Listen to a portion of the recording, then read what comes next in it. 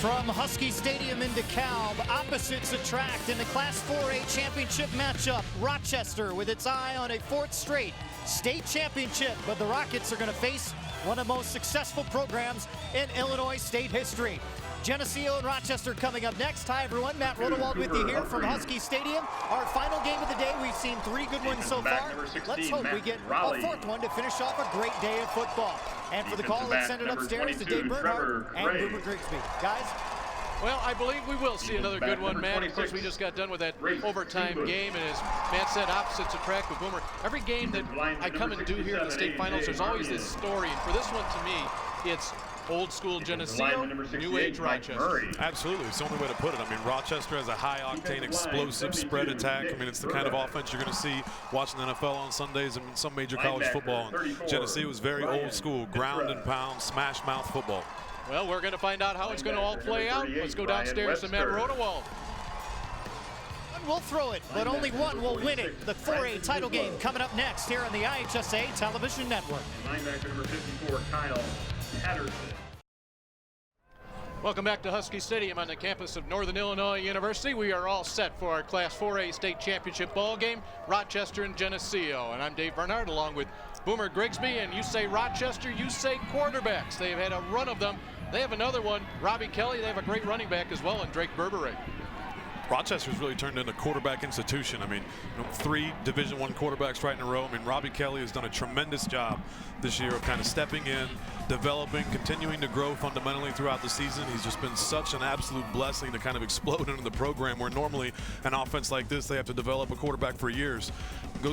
People think Rochester football, they think passing the football. They don't recall, and they don't remember that, you know, Rochester had a 1,500-yard rusher this year. This kid's an explosive running back. He's definitely an asset. He allows them to run the football and be able to throw the ball downfield and diversify. Then you have Matt Swain on defense. He's already committed to Illinois. He's 6'6". He's a big guy. He's going to play a big role in how he can disrupt Geneseo's offense. And that offense features a couple of running backs that can go get it. First of all, Race Singbrush. He'll be joined by fullback Lane Akery. Well, Singbrush is definitely their guy. I mean, he's the one that will line up in the slot. He's going to be one of the wings in their broken bone formation. They like to get him the football. Also, they'll line him in the slot when they look to throw the football. He's the leading rusher and the leading receiver. We've seen last game how important the fullback is in any wing bone offense. Lane Akery will be a huge factor in establishing the dive. And then Nick Verbeck. They're going to need this young man in order to apply pressure on Rochester's very explosive offense. Well, we are set. We are ready to go. Does Derek Leonard get his 4th consecutive state championship? Or will be Geneseo, the tradition continuing in Western Illinois? It's coming up next.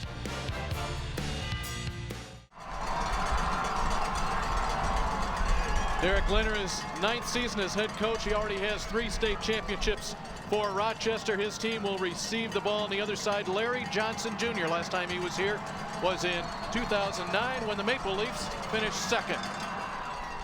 Short kickoff, and a fair catch was called. Rochester will have the ball inside 30. Let's go downstairs and check in with Matt Rodewald.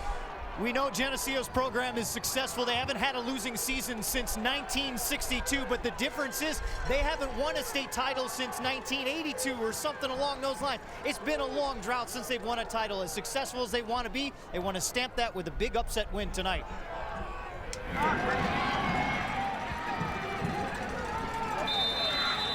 I'm standing.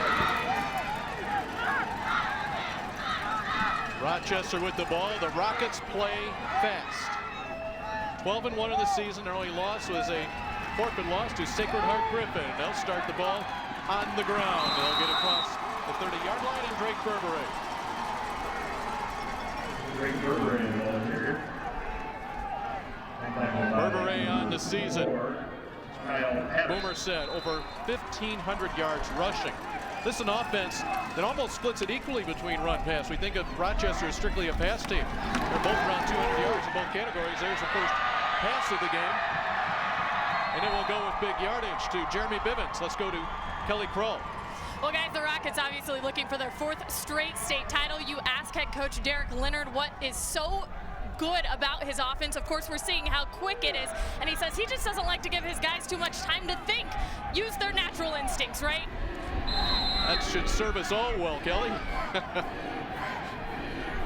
And again, this will be a quick offense. Now, See Robbie Kelly getting the call from the sidelines, but he'll make a lot of reads on the fly as well. Nothing there. Kelly to keep the big man, 6'2", 204-pound senior, brought down, and very quickly Nick Murbeck will have to come off the field. He lost his helmet. And that was a mental mistake of some sort. You can see Kelly turns right now to throw the now pass on the bubble screen, and the receivers actually, all three were going out blocking. Kelly threw for 268 yards in a quarterfinal win over Alta, 305 in his semi-win over Alleman. And close to a first down on the reception is Drew Hill. Hill checks into this ball game, the leading receiver for the Rockets, almost 1,000 yards. That his 61st catch of the year. And you will really see their offense move. A lot of these spread offenses will, no huddle, but they'll still long count, and they'll kind of make their adjustments from the sideline. Rochester's the type of team that will just get up and move. They will push the tempo. That completion will go to Bivens. And the flag is tossed just as he goes out of bounds. It would be inside the 45-yard line. It would be a first down, but this may be coming back. And that's interesting. We'll get the call here first. The hold going against Rochester. Kelly makes a comment. Derek Leonard likes his team to play on instincts. You say they play fast. Derek Leonard at times very animated on the sidelines because he wants them to get that snap off faster and faster and faster. It's just a style of play that teams really don't see. Well, it's very difficult to defend, and then, obviously one of the things is it wears down teams. There's his call. But, that mistake on that first series is very unusual at Rochester. They run fast tempo, but they practice at fast tempo as well. They minimize their mental mistakes.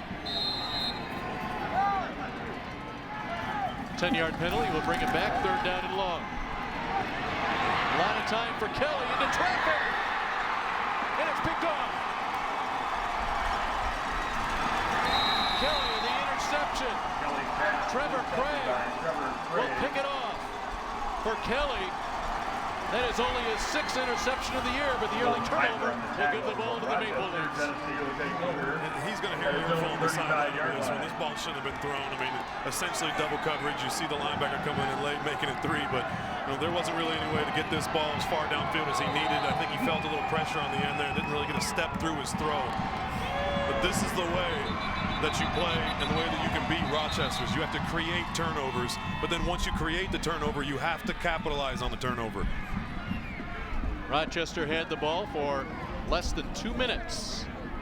Now Geneseo, 12-1 record. Their only loss coming in week 4 to Sycamore when they were shut out 17-0. This an offense, average margin of victory has been 32 points if you take away that loss to Sycamore. The first carry of the ball game for Geneseo will go to Lane Acree. Ball carrier for Geneseo. And if you watch the last game, they were also a wishbone type of football team, but you're going to see some big differences in the way that Stillman Valley runs a wishbone and the way that Geneseo does. Geneseo is by nature more of a double tight broken bone team with a single wing. You won't see them go to the flex bone, wishbone that Stillman Valley did throughout the entire last game. You just joined us, make sure you catch the replay. 43-41 overtime victory for Stillman Valley. Gain of about 5 around the left side. Brian Webster the carry. We are in game number 4 here today. Class 4A championship ball game. They pitch here to Webster. Bring up about a 3rd down and 4. 3rd down, 3rd and 4. Just run the flag sweep here, but this is a program that runs the wishbone offense to a T. That is such a detailed offense. You see them each play. They carry out their fakes, whether they have the ball or whether they're not, in order to keep defenses on their toes. Fullback Acree. Oh, he puts a looking on, and he has a first down to the 46-yard line. Lane Acree didn't become the regular fullback until week 7. He had 17 yards total rushing. Since then, he's exploded in the playoffs. 78 carries for 501 yards and 8 touchdowns. There's Acree.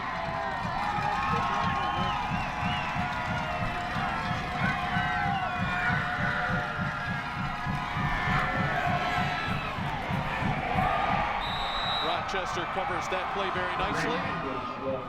Well, the final game of the day, it's nighttime, and the temperature is dropping down to 29 degrees. The winds have picked up just a little bit, 10 miles per hour. We were out between games. You could feel the effect of the wind here a little bit, much more so than earlier today. It's blowing behind the back of Geneseo, not necessarily that would affect their passing game because they do not pass much. Only 64 passes attempted all year for the Maple Leafs.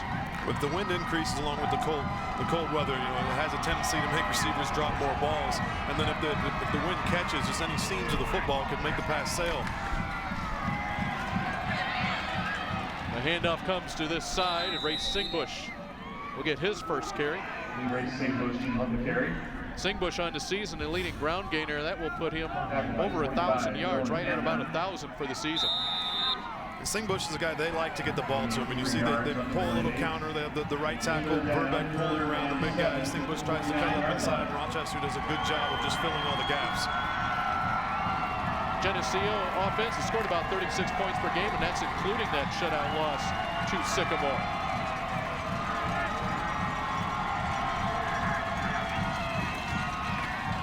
Acre gets the call up the middle. Not time. The defense for Rochester right there. Defensive unit. Blake Thompson, Brock Busher, Hunter Brooks, Matt Swain, Steve Russell, Audie Staten, David Gunner, Dylan Handlin, Evan Simbel, Jeremy Bivens, and Tyler Mazzini. At the 50-yard line. And a fourth down. And 6 to go for Geneseo at midfield, and they will kick and try to take advantage of this wind. Somewhat of a crosswind, but still favoring the Maple Leafs.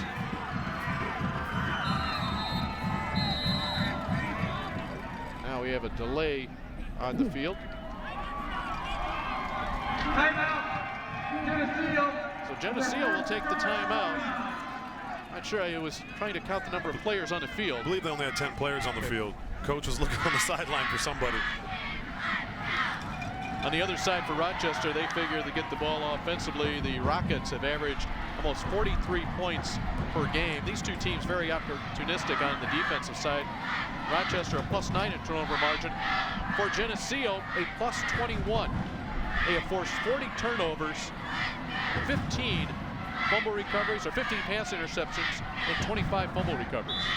That's an incredible ratio, and it's a testament to the program, and it shows why they've been so successful throughout the year. And really, if you're going to come and you're going to compete in a state finals game against an offense that's as explosive as Rochester, the best way, most efficient way of defeating them is creating turnovers. Kevin Woolick to do the punting, doubles up as the kicker as well for Geneseo. Pretty good kick. A return from the 10. And out to about the 20-yard line. Return for Jeremy Bivens after a 41-yard punt. 11-yard return. No score. Each team has had the ball once here in your 4A title game. The IHSA Football Championships are proudly presented by Country Financial. Achieve financial security.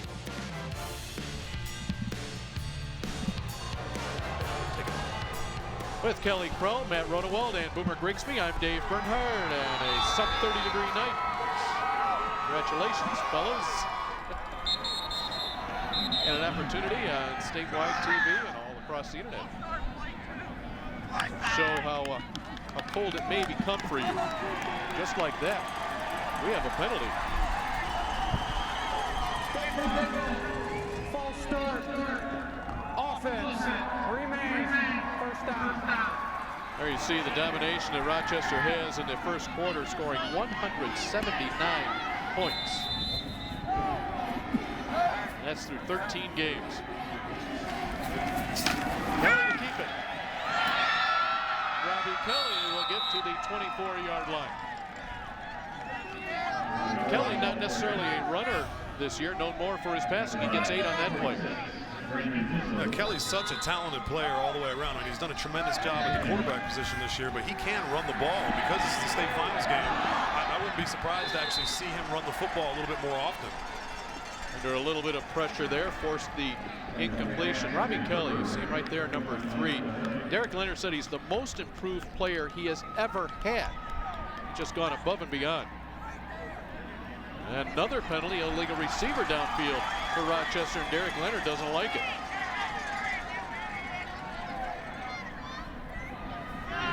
Rochester hurting himself early. It's uncharacteristic of them to come out and had a mental assignment earlier on the pass that Kelly had to keep it. For this call. That penalty's declined. Third down. Then had an offsides and an illegal receiver downfield. After the penalty decline, third down. Long for Rochester.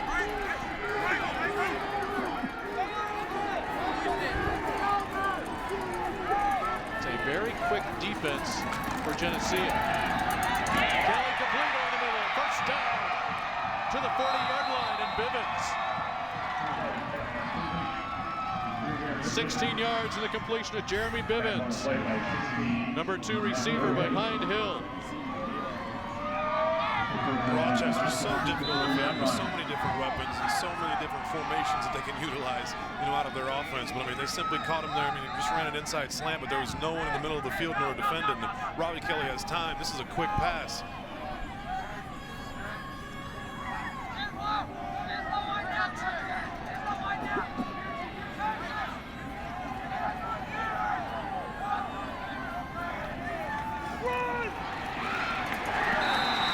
Job in the backfield. Berberet gets back to the line of scrimmage, but penetration from this Geneseo defense. Again, a very small but very fast defense. Well, this is a great job. A Geneseo defender coming in there and making a play in the backfield. That was Brandon Mislow. He missed 4 games with an injury. Just came back in the second round of the playoffs, and not much there for the Rockets. There's Mislow, number 46. Mislow was also the fullback leading rusher at one point.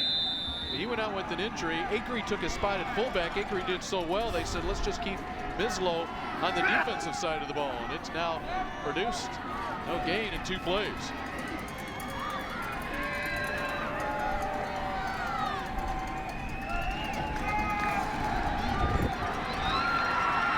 Kelly cranking it up deep. And again, throwing into traffic. An interception, but the flag is down. The interception return. I believe they're going to call pass interference on Geneseo here because the high school rules, there is no uncatchable ball. Pass interference is pass interference. Matt Rowley, the interception. Let's see how this one will play out. Flag was tossed about 5 yards behind where the ball was thrown. There's actually a couple of flags down. I thought possibly the defender that was on the receiver actually made some contact, and then the other defender came in underneath for the interception. I saw a clean interception. I saw 2 guys, two defenders, one offensive player, and just step in front of him. I didn't see what the flag was. Both teams awaiting the decision. It looks like it's against Geneseo before the interception. That's the offensive unit you're looking at. Robbie Kelly, either way, not really happy with his throw on that particular play. Here it is. Pass interference. On the offense. During the return, blocking the back on the defense. 10 yards. Okay, so the offensive pass interference, and Geneseo will get the ball. They will be penalized, but 2 turnovers for Rochester, their first 2 possessions. And Geneseo will get a chance here. We have no score. Kind of a weird beginning here in your 4A championship ball game. 4.5 to play in the first. We're scoreless with Geneseo coming up with their 2nd interception already of the game. Robbie Kelly takes and throws this ball. The wind must be playing a little more of a factor than we think, but they actually pass interference on the offensive player. Geneseo comes up with the interception. Matt Rowley will get credit for that interception, and he will give the ball to the Maple Leafs, starting their 2nd possession. the 26-yard line. Those 2 turnovers, the 2 drives, Rochester's had. Just assuming that this wind is maybe playing more of a factor than what we even really think. I mean, you can see the flags blowing, but it's suddenly 10 miles an hour. But Kelly had plenty of time to throw the ball, and he planted and released it with confidence, and it wasn't even close to being where the receiver needed it to be. Quickly here to the near side. And yards after contact. Singbush the carry. And he will get it out to about the 34-yard line. That'd be about an 8-yard pickup. Well, there's the flags are the little ribbons on top of the goalpost. Now that end of the field is the open end of the field. As we pull back, you'll see some student housing here at Northern Illinois University, but that's it. You got about 2 stories to block the wind. And again, here in this stadium, folks that have played here, they've indicated that when the wind starts, it swirls down there. Well, and you can see the larger flags in the back that are a little higher, and how they're blowing with conviction. And Kelly's, throwing the ball deep. These aren't short throws; they're long passes down the field. Power game up the middle. This is an offense that, according to Geneseo coach Larry Johnson Jr., said, it hasn't changed in 40 or 50 years. It's what we do, and it's what our kids know. And it's what Larry Johnson Jr. knows because his father, Larry Johnson Sr., coached for a number of years at Geneseo. In fact, took the Maple Leafs to a state championship in 1982. That was after 3 consecutive title wins by Bob Weed, 76, 77, and 78.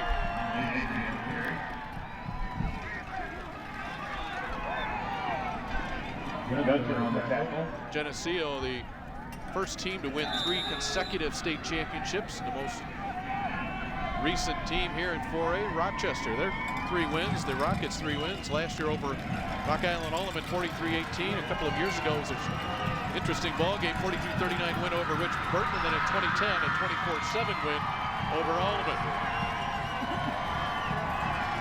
Quarterback for Geneseo, number 5, that's Luke Snyder.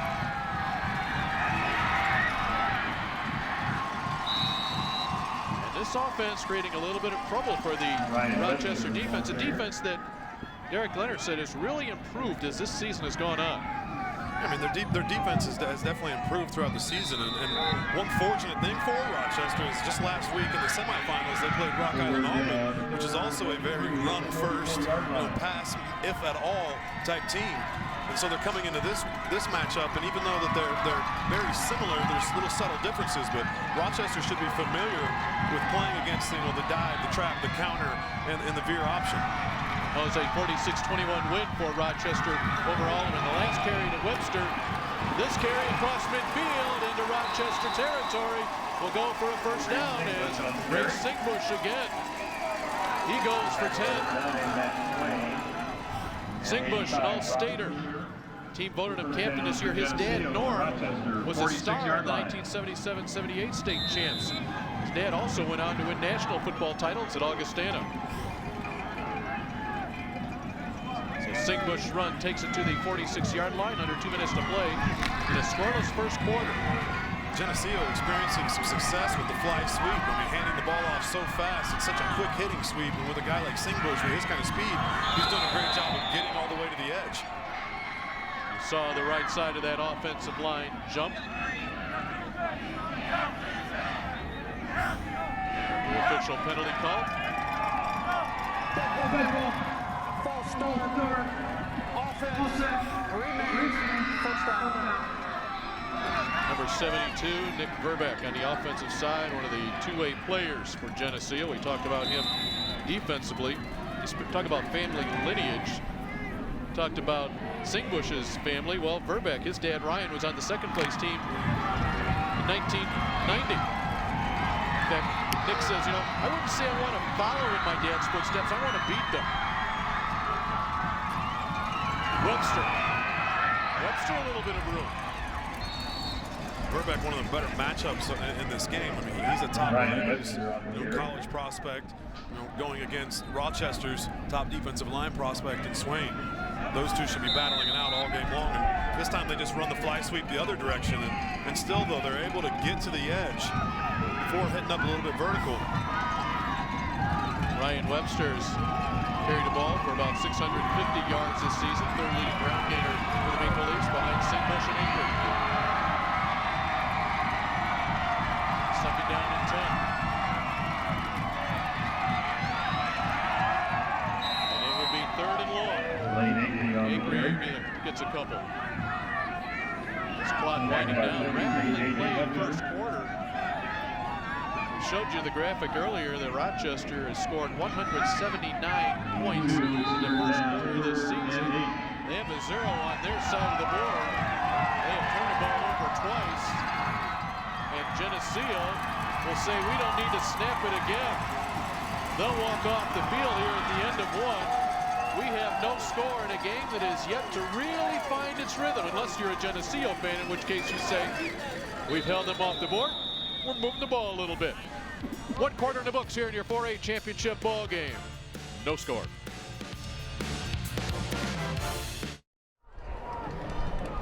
Well, welcome back to a chilly DeKalb as we continue on here in the Class 4A state football championships, and we're tied at 0 here after one quarter. Coach Leonard, says he believes his Rockets defense is even better up front this year than they were a year ago. He says it's an experienced group that really put in the time in the offseason, and they have been darn good at stopping the run this year, and that's key in this ball game tonight. Another key, guys, he thinks they're peaking at just the right time. Wouldn't you want to peak right here in the finals? I think so. I would say 14th game of the year would be the perfect time to get yourself playing your best ball. Now, they've pitched a shutout here in the first quarter, Boomer, but so too is Geneseo, and the Maple Leafs really have the tempo of this game going their way. They'll go to the air here. Or not. A loss on the play. As Kelly said, the defense coming on strong. Number 62 is Audie Staten. He's a 3-year starter. He, along with Hunter Brooks and Matt Swain, all 3-year starters, they came up big here to start the second quarter. Well, I mean, they had Geneseo in a 3rd and 8. I mean, one way to defeat the wing T is to get them behind the chains. I mean, force them to do things that they're not as comfortable with doing. Throwing the football. And the Rochester, as we spoke of, has a talented, very skilled defensive front. No pressure on Woolen. They'll just let this ball roll, and Rochester to take it at their own 13-yard line. Third time the Rockets will have the ball. Let's see if they can establish their tempo. Well, that's what's interesting about a team like Geneseo. I mean, the score is 0-0, and we've already blown through a first quarter. And to them, by their game of chess schematically, they have the advantage right now. They want to control the tempo of this game.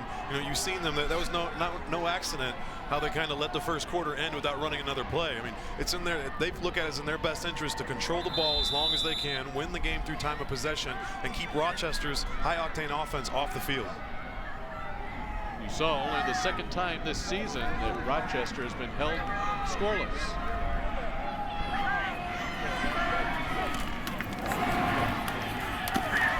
They'll look to establish the run. Nearly a 10-yard pickup. Berberet the carry. This was a really great run, and I'll tell you why here. I mean, this is the guard tackle pull, but watch Berberet. Look how patient he is as a runner. He's right in between his two blockers. He actually has a hand on the inside one, and he doesn't try to do too much and try to pick a side. He stays behind the big boys as long as he can. He's had games here in the playoffs, 192 yards rushing against Mater Dei, and 186-yard effort against Alton. It's just so easy to be overlooked when you have an offense that's kind of regarded the way that Rochester's is, to then just look at a stat sheet and realize that they have a running back who's rushed for 1,500 yards on the season. It's the third possession of the game for the Rockets. Their first possession, 6 plays and interception. Their second possession, 6 plays and an interception. Kelly to keep it all the way.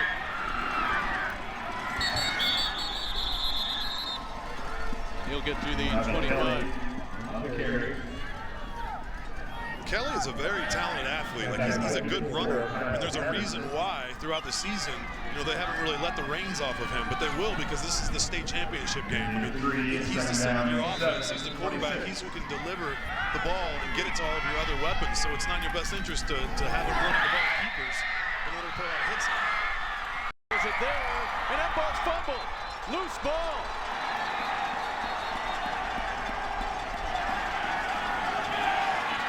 And And on the bottom of the pile is Geneseo. That's Cooper Humphreys with it. And now the decision is, oh, we'll talk about it again. Here's Jeremy Bivens. He got the catch, the run. Well, that's an interesting call as the hit was put on that time. They run the wide receiver screen. They get the ball out to him. You can see the lead blockers. This is just a great play. Geneseo coming in, stripping the football. I didn't catch the number there. That was Ray Singbush, actually, that stripped the ball away. You're in the second quarter of a football game, and Rochester has 3 turnovers. 16 yards, though, on that completion. The little pitch and catch, as they say that he was down. Obviously not. They've said that he was down.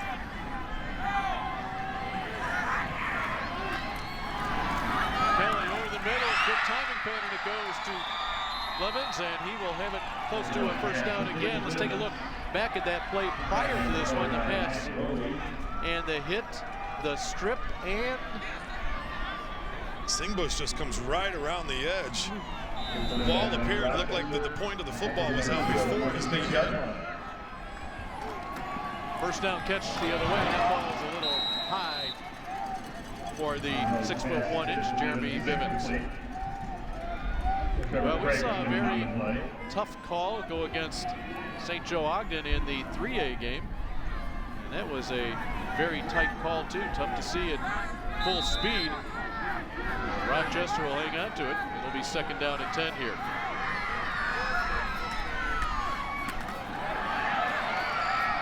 A hold up the middle near the 40-yard line.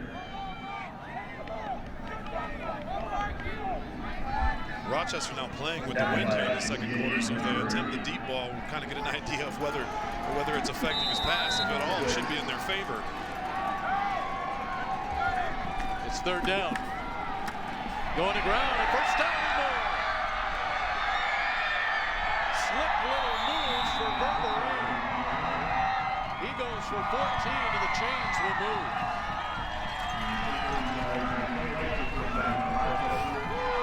Drake Burberry is so slick with those feet. This is an incredible run by Burberry. The reason, you see a lot of downhill backs with the power, but he's just such a patient runner. He waits for the hole to develop and just kind of sneaks his way through. And he fights and bangs and he stretches for another first down. He's a fast guy, but he plays the running back position with such great vision. A 24-yard run. And inside the 15-yard line. Kelly will have to fall on it. Let's go downstairs to Matt Rodewald. Well, this rhythm is really quick for Rochester, and it's giving Geneseo problems. This is something you cannot practice against throughout the week. The only thing you can do is look back into your schedule to see if you played anybody in the past couple of years. Canelan's one of them. They're having trouble getting guys on and off the field. That's exactly how Derek Leonard would like it.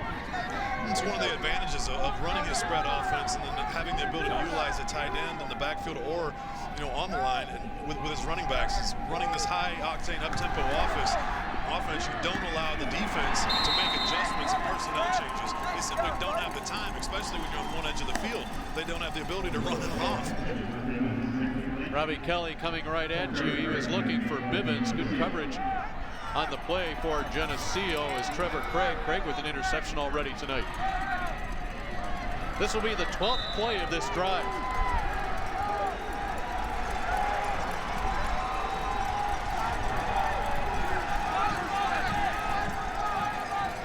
Saw Kelly look to the sideline. Derek Leonard stepped about a yard onto the field to give the call, and here we go.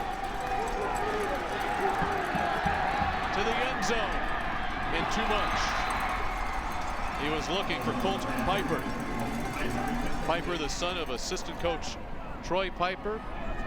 Colt's grandfather in attendance watching this ball game. Very happy to have him here in DeKalb. They had the right play call. It was just a little bit too much. The ball sailed on him a little bit and got away, but they had the correct call. The receiver was open. And on fourth down, it appears that Rochester will look for the field goal here. Grant Fitzsimmons, 2 of 5 this year, as long as 32 yards. This will be a 35-yarder. He's got the wind to his advantage. We'll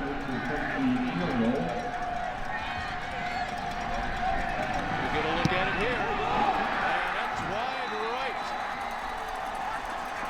And a flag's down. And so is Fitzsimmons. He appears to be in a lot of pain and roughing the kicker penalty.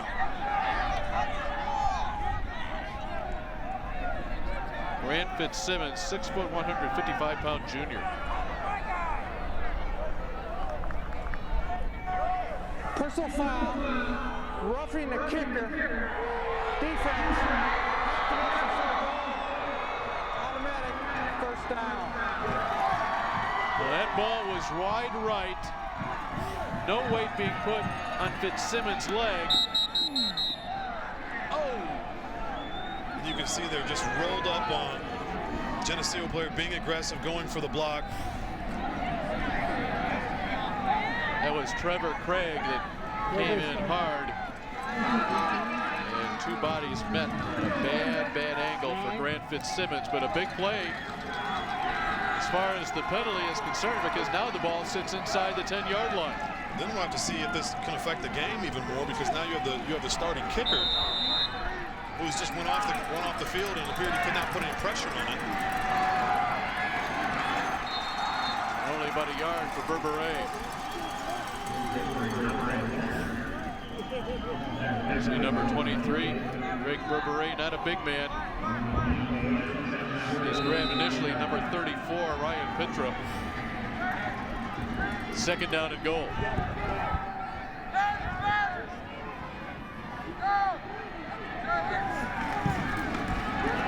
Berberay to the outside. Inside the 5, Berberay to the pylon. And Rochester hits the scoreboard first. This kid can really run the football. I mean, it's interesting. You see guys that have unbelievable speed. You see the big power backs, even like we did this game. But just see how patient he is as a runner. He comes downhill, there's nothing there. He expands it out. Then watch him right there as he kind of hides behind his blocker, allows him to get the defender out the way, and then seizes the green ahead of him. It's a unique skill and a very hard-taught one for a running back in order to give him the gift of having that patience and that vision of the field, and kind of knowing the way the play is going to take place so you know where your lane is going to be. Well, now the impact of the injury to Fitzsimmons appears right now. Fitzsimmons, the kicker, most likely would have gone on to kick the extra point, but instead, Rochester to go for 2.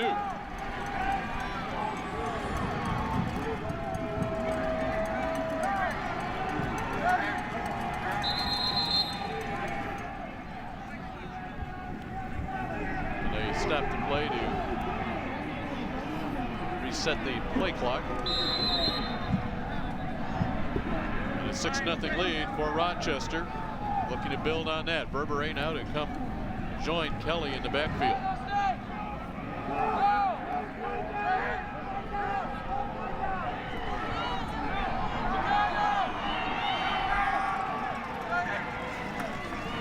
Berberay will get it, and he's got his 2. Berberay, an 8-yard touchdown run. Berberay, a 2-point conversion. An 8-0 lead for Rochester. Drake Berberay making it happen on the ground. The air game, not so strong yet, but here's Berberay. He finds that corner.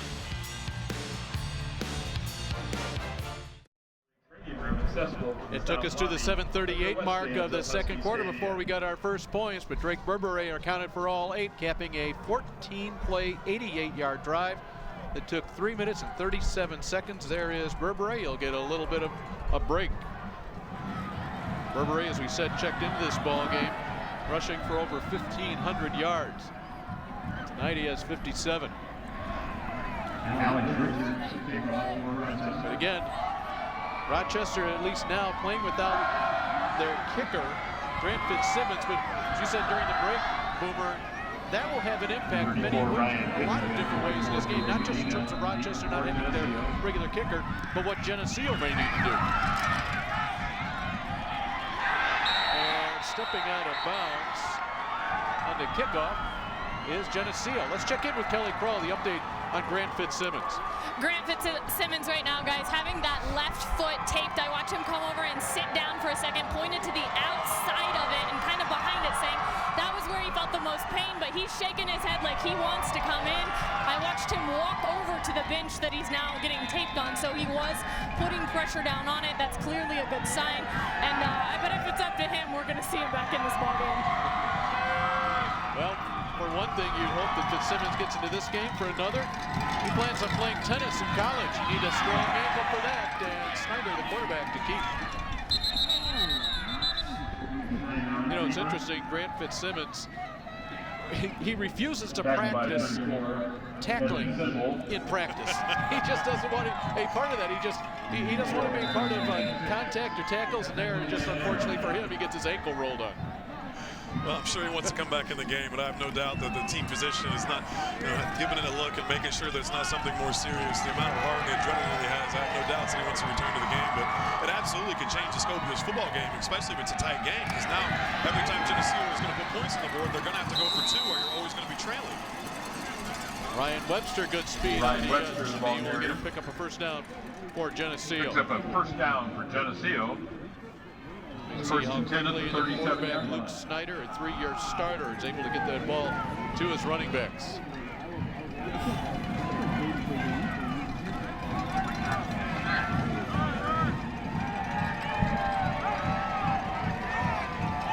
Fresh set of downs here for the Maple Leafs. Singbush, not much room there. We've seen that throughout the season. Rochester is prepared for that. Whenever they're in that unbalanced left formation, with the wing and a wide receiver out, and there's no motion in it, it's been 100% sweep to the left every time, and Rochester sniffed that out from the very beginning. No gain on the play. Coming up to the midway point here in the second quarter. Geneseo with the remarkable 51 straight winning seasons. Made the playoffs 17 of the last 18 years, but this year's seniors did not make it 2 years ago when Geneseo finished 5-4 and didn't have enough playoff points. The illegal procedure call will go against Geneseo, and it will be the whiteout. A little bit of a flinch. That's enough. Well, you can see on the play something that Rochester is doing defensively. The moment that fly sweep was occurring and the man was in motion, there must be some sort of call from the linebackers because the down tackles all moved over left the gap. Jordan Milkey, the culprit, 5'9" senior. Second down and long. Everybody in tight. Singbush gets the penalty yardage back, and that's all. Ray Singbush so quick. Rochester tackled by 41, Eric Yeakel. Eric Yeakel right there. Talk about playing assignment football, that's what Yeakel did. We just talked about that after last game, and it's a difficult thing to do throughout an entire football game, is being consistent with your assignment. The moment you try to do someone else's job is the moment that you're going to give up a big play. Rochester has Geneseo right where they want it. Third down and 10. Time of possession belonging to the Maple Leafs. And a pass short of the first down. Coming up about 2 yards short. Snyder's pass complete to Ray Singbush. Singbush with that reception, but it will be fourth down and 4th and 2. At the 45-yard line, trailing 8-0. 4:30 clock running in the first half. What does Larry Johnson Jr. do here? Singbush is their top receiver along with their top rusher. And the reason for that, he's usually the speed guy in it, but at the same time, he has such great ball skills. And whenever you're in that wing set and you go to release to the defender, they're not quite sure whether you're just arc releasing to the next level for a run play or whether you're releasing downfield for the pass. So it puts a lot of linebackers and safeties in a moment of panic, and they're not sure what the wingback is doing. Geneseo takes the timeout. Big play coming up when we come back in an 8-0 game. 4th down and 2 for Geneseo, trailing by 8. That much time remaining here in the first half. The ball is at our own 45.5-yard line. Maybe more like a yard and a half.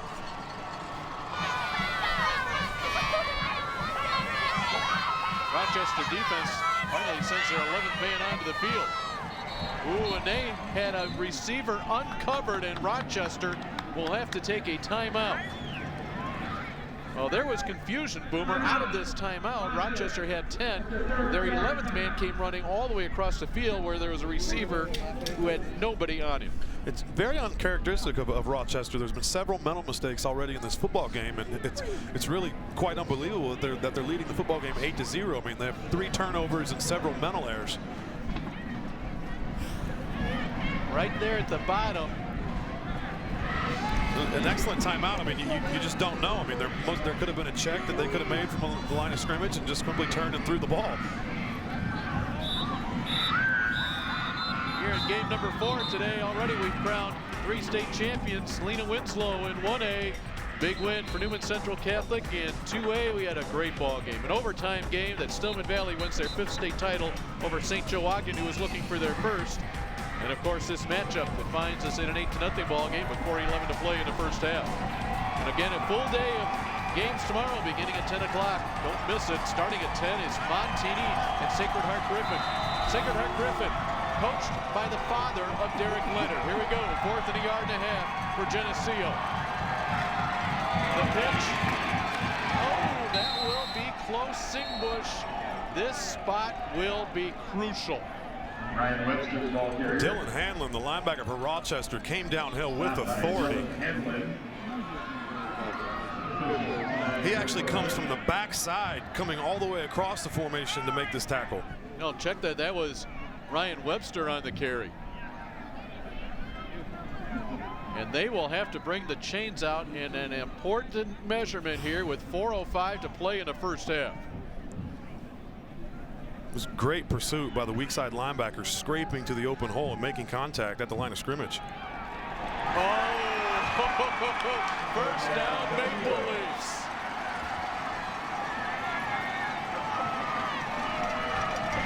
Just not quite enough. Great play, man. Just not quite enough. So a fresh set of downs for Geneseo. They've only been shut out once this year. That was in the 4th week of the season. Make that a 19-0 loss to Sycamore. Singbush. Oh, he brought down nicely. What a stop on the play. Ankle tackle by David Gunter, number 43. Excellent pursuit by Gunter. I mean, they run the fly sweep. They even have a lineman pulling to come all the way down, attack at the line of scrimmage, make the open field tackle. Tackle for a loss by Gunter, the senior 216-pound linebacker.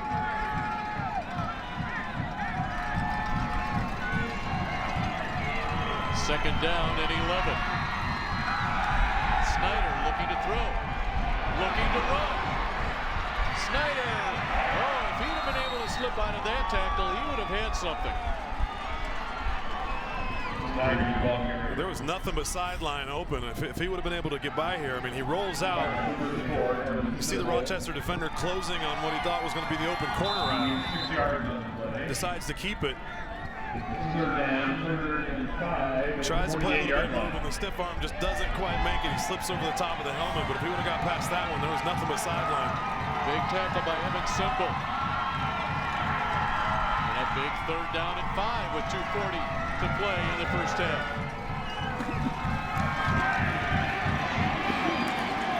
The Rockets stretch this play out.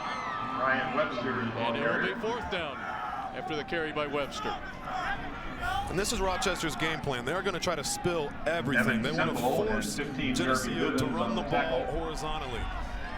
If they do that, they know that they'll have more time for their defenders to come in and help gang tackle.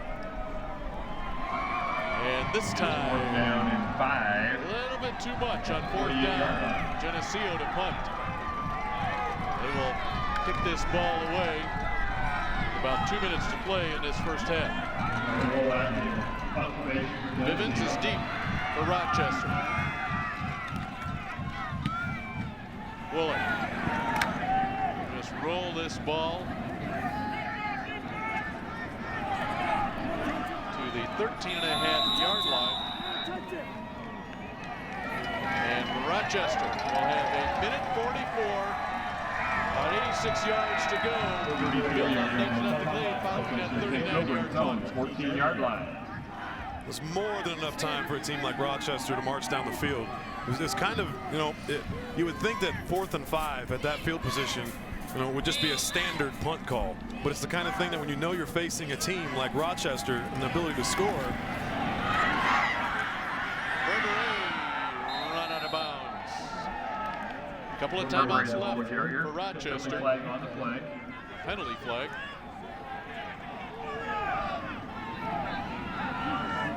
Did not see where or when that flag was thrown. The Geneseo fans like it. Holding call will go against the Rockets, who have their first 2 possessions today. Remember, they had a couple of interceptions. They turned the ball over twice. Now they'll be pushed back a little deeper.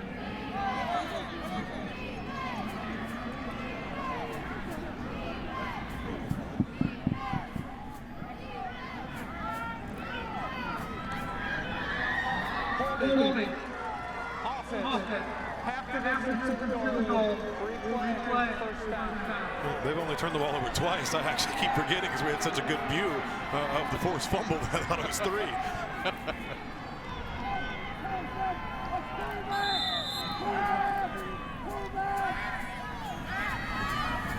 Kelly, the only man in the backfield. Robbie Kelly, senior quarterback.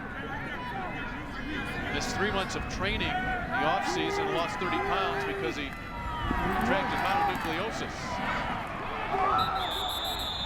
His pass goes to Berberet, incomplete. Geneseo trying to do some disguise with their secondary. I mean, they're showing more of a cover 3 look with one safety rolled down, and then before the snap, the other safety kind of rolled back across the formation. Trying to do everything they can in order to disguise the secondary so Robbie Kelly doesn't have an idea of who to look to first. So on number 5 there for Geneseo, Luke Snyder going both ways.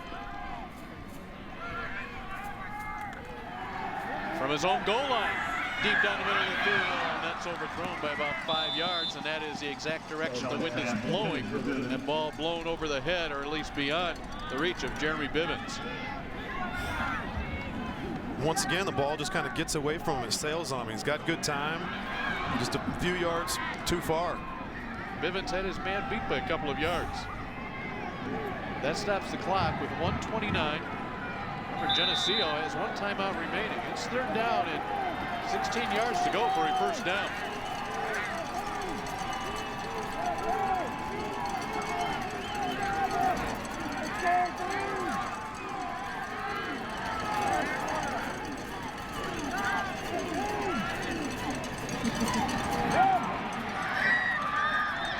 Look for the safer play. Geneseo will get this ball back. Let's see if they use a timeout here.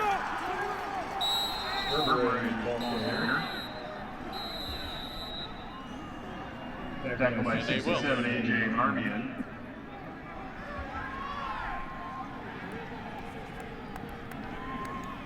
Timeout. Geneseo.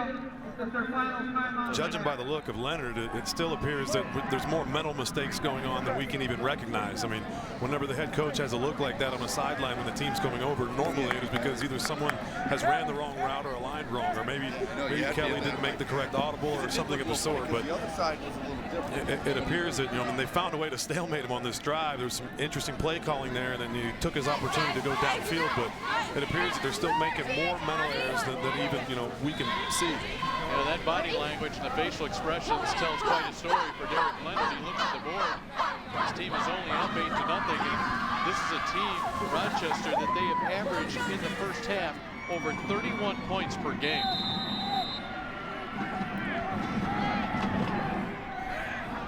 Robbie Kelly doubles as the punter, but he has some receivers out here on 4th and 11.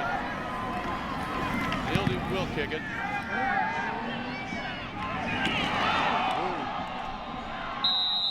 dangerous attempt there by Devin Haxby, but he will have the ball for Geneseo inside the Rochester 45-yard line. 41-yard kick by Kelly. You can hear the Geneseo coaches yelling from the sideline, and that set, it looks almost like an empty set that they're punting the ball out of, and the inside receiver, you know, on the trip side was actually wide open with no one above him until finally at the last minute the linebacker kind of adjusted out a little bit. 67 seconds to play in the first half. 45 yards to the end zone for Geneseo.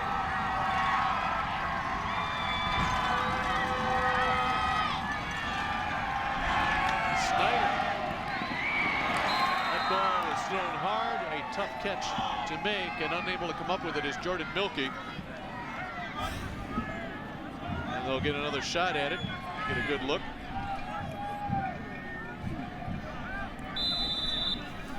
Good throw. One of those, I mean, cold night, sometimes the ball just kind of slips through the hands.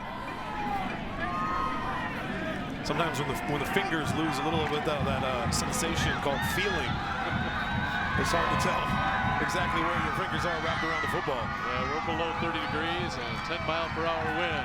Snyder has a little bit of an opening.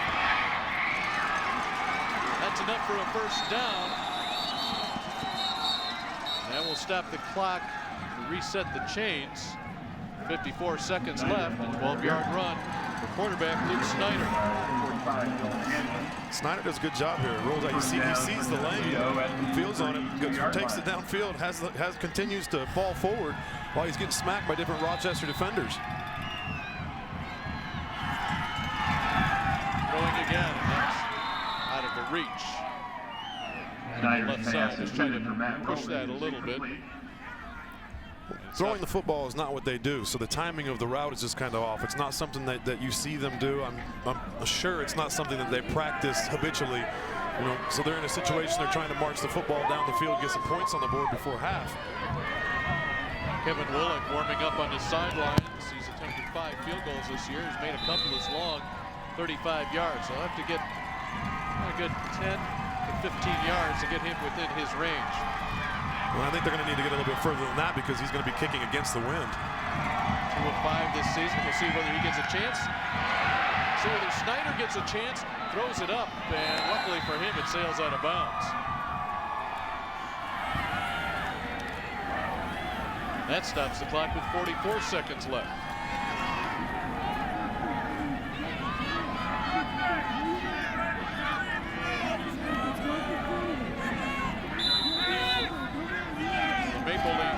Every last bit of this clock, every last bit of the final minute and a half here. They're faced with a 3rd down and 10.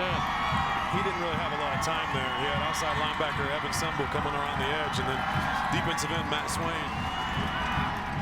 That ball was thrown away due to pressure.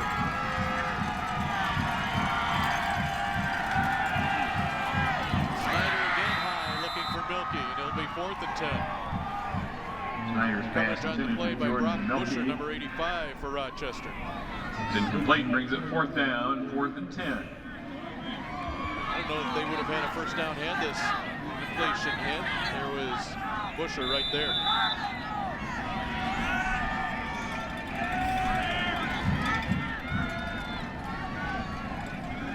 Here comes the punting team.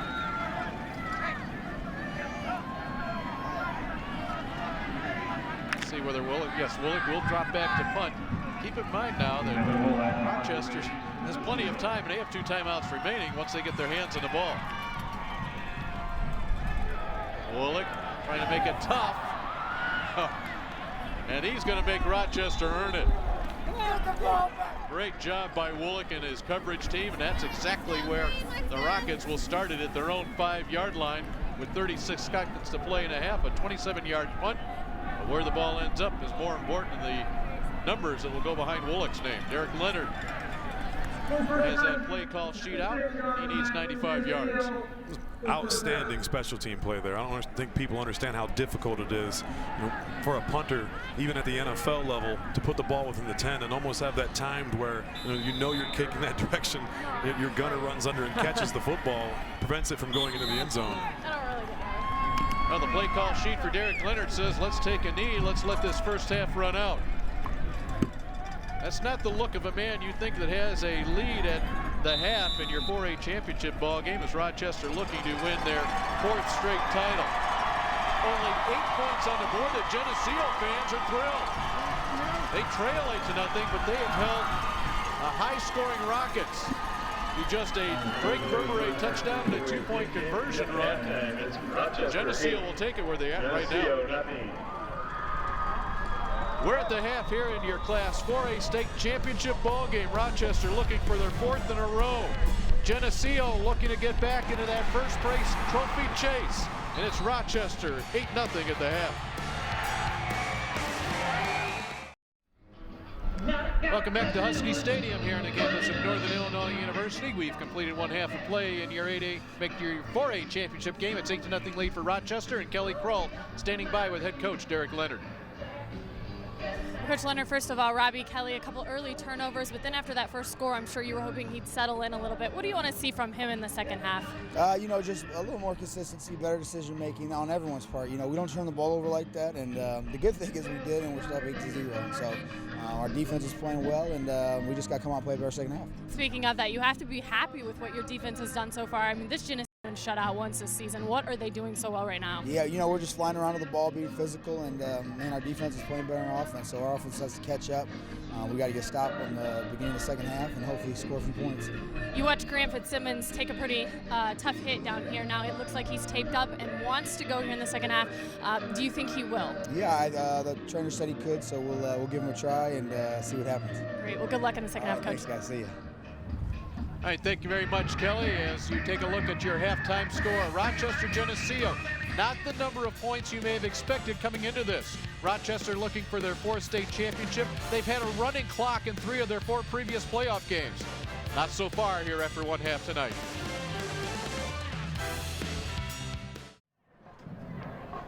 Final game of the day here at Husky Stadium on the campus of Northern Illinois University. Rochester leading Geneseo 8-0 at the half. And this is what took place earlier today in 1, 2, and 3A. Your state champions go to Lena Winslow, Newman Central Catholic, and Stillman Valley in a thriller. Let's take a look back at some of the highlights from action today. In 1, 2, and 3A, glad to have you with us along with Boomer Grigsby. I'm Dave Bernhardt. And Boomer, after looking at all those highlights this game, I thought we'd have our share as well. It's 8-0. I didn't see this one coming. Yeah, it's unbelievable. I mean, no one's seen this game coming. I mean, if you had to chalk it up, I mean, Rochester is winning the football game 8-0, but they've made so many mistakes and turned over the ball twice.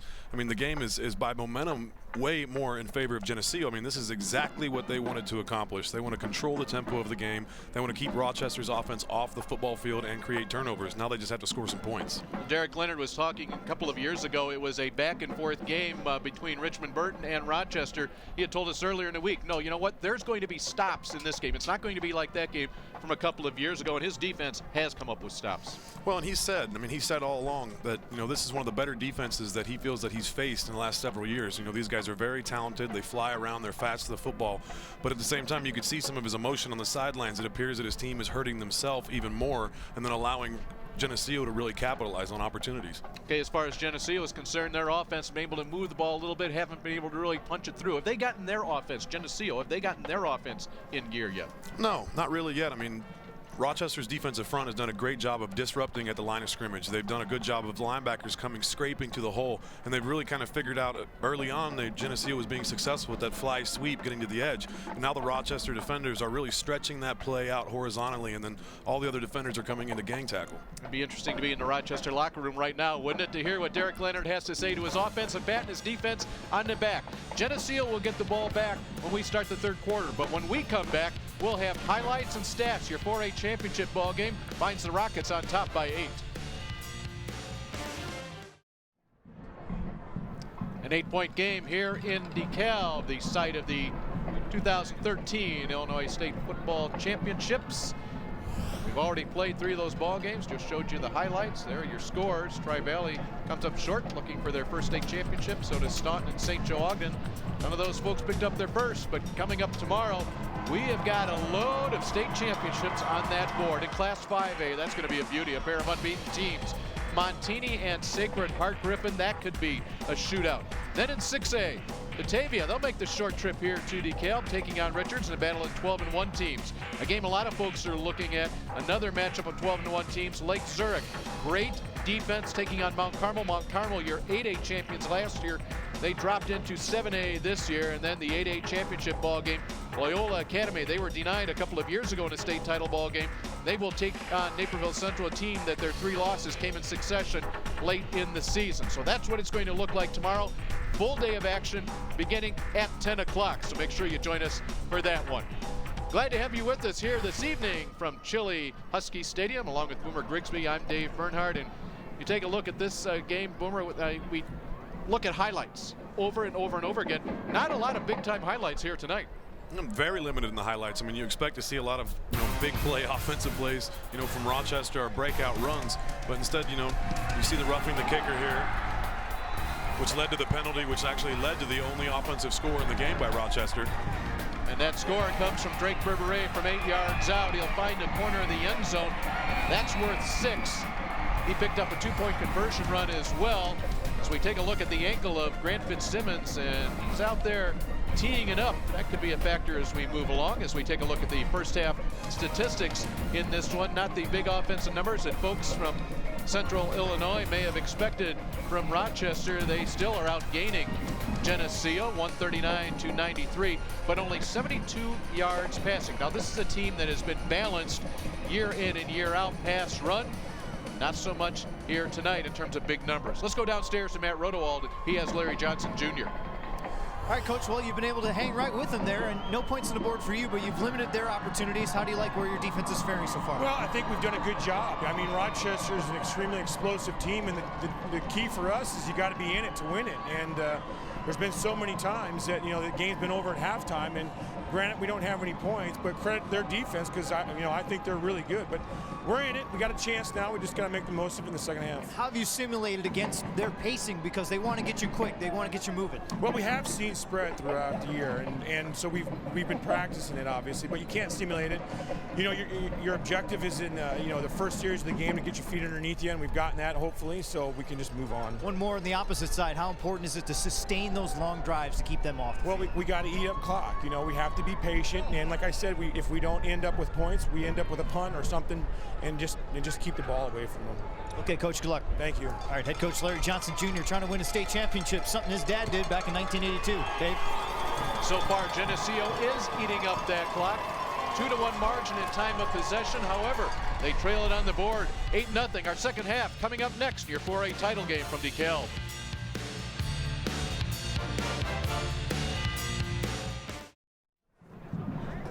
Low-scoring first half as we get ready to start the third quarter. Rochester leading Geneseo 8-0. And Boomer, for a team that's won 3 straight titles, we should say a program that has won 3 state titles. I get the impression of Rochester maybe just a little out of sorts, maybe a little bit jumpy here tonight. Yeah, I'm not exactly sure what that is. It's uncharacteristic of them, as we've said throughout the game. I mean, this is a place that they've been. I don't know if it's just Geneseo and the way that they've kind of been disruptive, and kind of you have to give the credit to Geneseo because ultimately, they understand the opponent, in Rochester and how powerful an offense they are, and to be able to come out and really hold them to only 8 points is truly amazing. Let's head down to the sidelines right now and check in with our Kelly Krull. Well, Grant Fitzsimmons, guys, right behind me here, took a pretty hard hit there in the first half. Came off the field, got wrapped up. He was here right before halftime, going through, practicing his kicks. It looks like he's going to go. He is extremely taped up. I don't know how he can even feel it in the cold right now, but he's going to go. It's looking like he's limping a little bit, but I know he wants to play in this one. Well, I'll tell you what, Kelly, when he took that hit, we saw that ankle get rolled. I didn't think there was any chance that he was going to be back tonight, so that's good news for Rochester fans. And judging by the look, the way that the ankle was rolled up on, I mean, it looked like it was kind of completely twisted underneath the Geneseo defender's body, and just the way that he could not place any weight on it on the way off the field. Low-scoring first half here. As we said, Rochester checked in, averaging 31 points per game in the first half, part of their 42.8-point average per game this season. On the other side, Geneseo, the third quarter has been their big quarter. Maple Leafs have outscored their opponents 147-14 in the third quarter. They will get their hands on the ball first. Green Machine, one of those old-time community getting behind their athletic programs on home games. They will line Main Street, the street leading into the field, with their John Deere tractors. So you're just a little bit outside of the John Deere headquarters, so it's quite the spectacle. As Larry Johnson Jr. said, it's kind of a Norman Rockwell Americana. It's an incredible environment to play high school football. I mean, the entire community rallies behind the high school football team, and Geneseo loves their football. And the Green Machine lining up with tractors, how intimidating but how inspiring that has to be for their own players to see the entire community come together like that. That ball is a live ball. Rochester right there says they have it.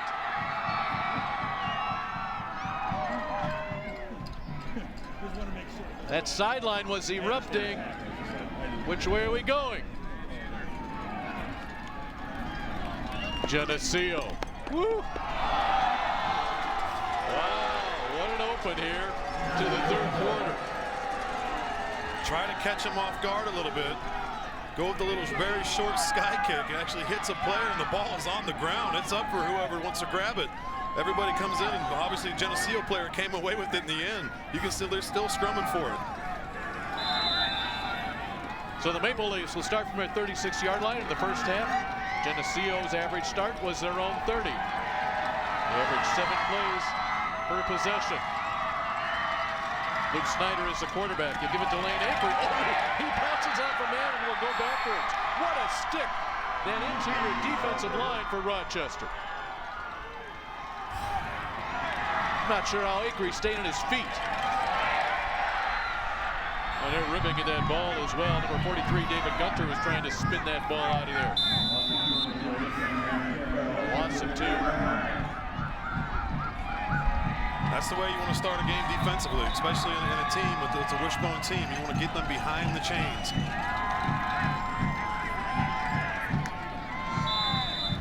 Again, that time of possession. 8-minute advantage in the first half for Geneseo.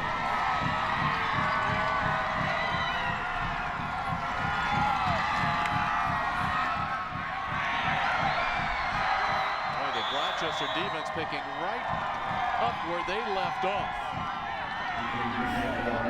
Again, that interior defense for Rochester. This is being won by the Rochester defensive front. They're attempting to trap the Rochester defensive tackle, and he just penetrates through the field, but instead of running all the way upfield, he slams hard into the offensive guard who's trying to trap him. It disrupts the entire play and doesn't allow for a lane to create for the running back to be able to hit him. Defensive ends Hunter Brooks and Matt Swain. The tackle, Stephen Russell and Audie State. 3rd down and 11. And an early timeout called on the field. We've only played a minute and a half here in the third quarter. Geneseo timeout. They're a little bit of trouble here in 3rd and 11.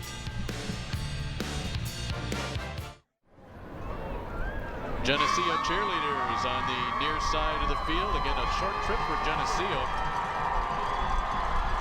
Shorter trip than they headed to Champaign, or where we've been in the past. Remember, the odd number years will be here in DeKalb, even numbers back at Memorial Stadium in University of Illinois. 3rd down and 11 following the timeout by the Maple Leafs. Singbush. He can't get to the outside. He was looking for that hole to turn the corner. It never popped there. Number 10, Blake Thompson, made sure of that.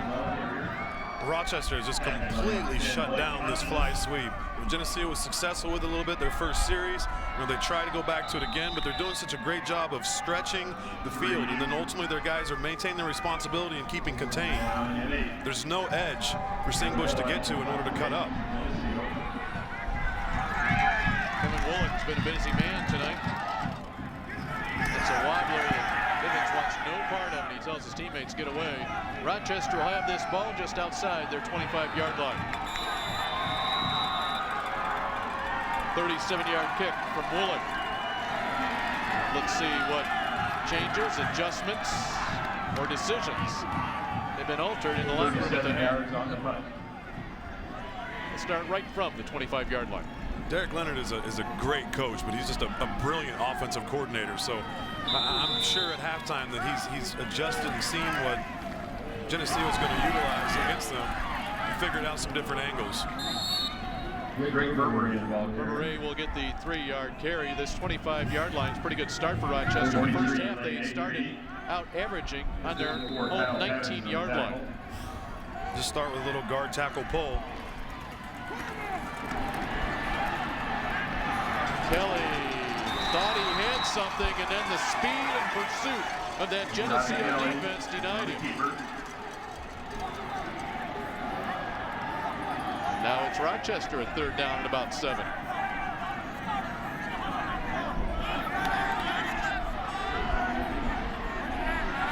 Defense this season for Geneseo, they've only averaged 9 points per game that they've allowed. Their average margin of victory, other than the time they were shut out, was 32 points.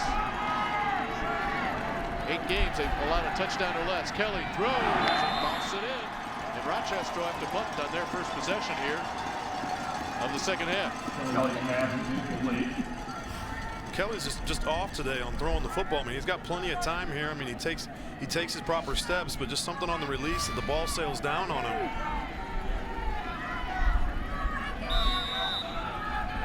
Kelly doubles as the punter, but they always make you think.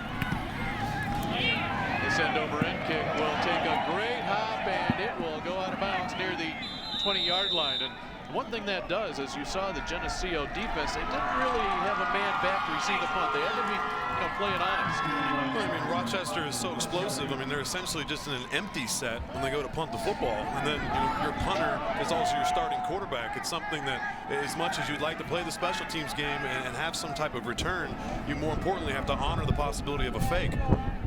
But instead, Kelly booms a 51-yard punt. I shouldn't say boom, it just kind of rolled. 5 possessions, 5 punts for Larry Johnson Jr.'s team here tonight. He'll start this at the 20-yard line.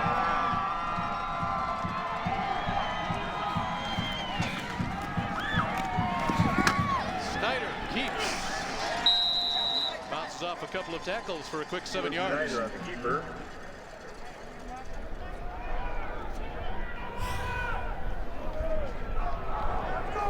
Luke Snyder, 3-year starter.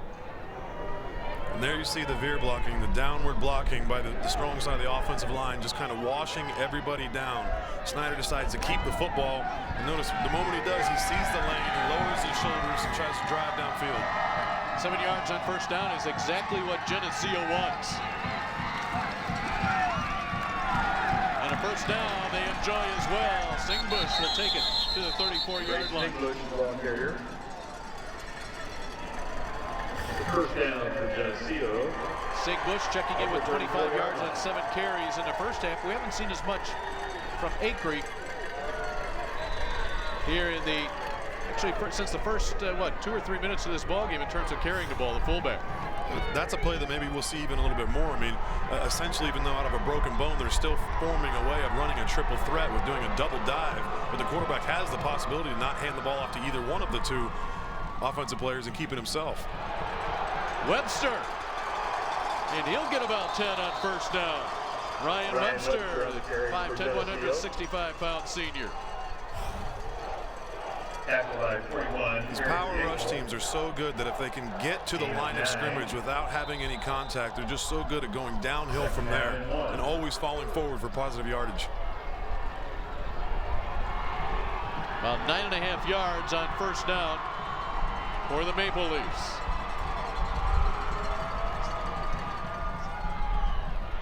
There's Acree. Moves the pile forward and more.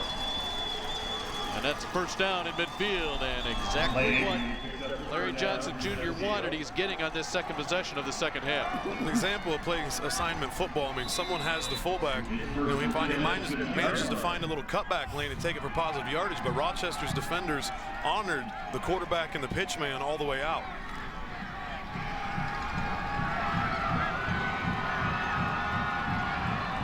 Fresh set of downs from midfield. Webster hits it up for a gain of 4. Geneseo forces you to stay with your assignments and honor your responsibility and not to try to remove yourself from the gap. I mean, they will just methodically move the ball downfield very patiently, running different variations out of that broken bone. I mean, we had to see earlier in the game, and now we've seen 2 or 3 plays in a row where they're actually, rolling the wing around and doing actually a double dive, faking to the fullback, then handing the ball to the wing player. 34 of those 120 rushing yards for Geneseo coming on this possession. And you can add another 5 or 6. You can chalk up another first down. That clock continues to run. We're underneath 6 minutes to play in the third quarter. Rochester has had the ball for 3 offensive plays here in this quarter, yet they still lead it 8-0 as the Rockets looking for their 4th consecutive state title.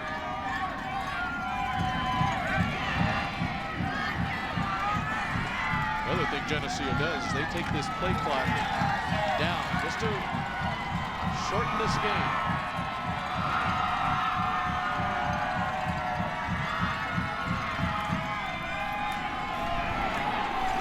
A 6-yard pickup for Acree, Lane Acree. Starting to make his presence felt here in the second half. And this is their game. They will drain you, and they will just very patiently just continue to move the football. You've seen earlier today that they tried more with the veer option. Now they're going back to a little bit of the double dive, and it forces Rochester to be in a position to always be someone after the fullback, but it's easy each play to kind of get a little different disguise. They have run the ball from the 20, now down to the 34-yard line, and they'll do it again. Acree bounces off the first tip. They'll stretch it forward to the 31, a yard short of the first down. Gunter on the tackle for Rochester. Acree, as we said, really has come on. He only carried the ball 4 times until week 7. Only had 17 rushing yards then. In the playoffs, he has really exploded. 8 touchdowns to go with 101 yards rushing and a 3rd down and 1. Geneseo's offensive line is going to really take a stance this drive. They're winning at the point of attack at the line of scrimmage. They're preventing Rochester from getting any penetration the way they were earlier in the game. Brandon Mislow comes into the ball game at fullback.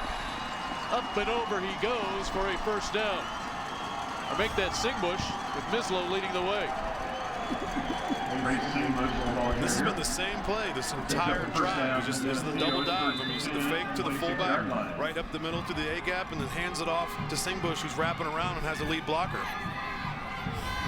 Yet another first down in this drive, all the way to the 26-yard line.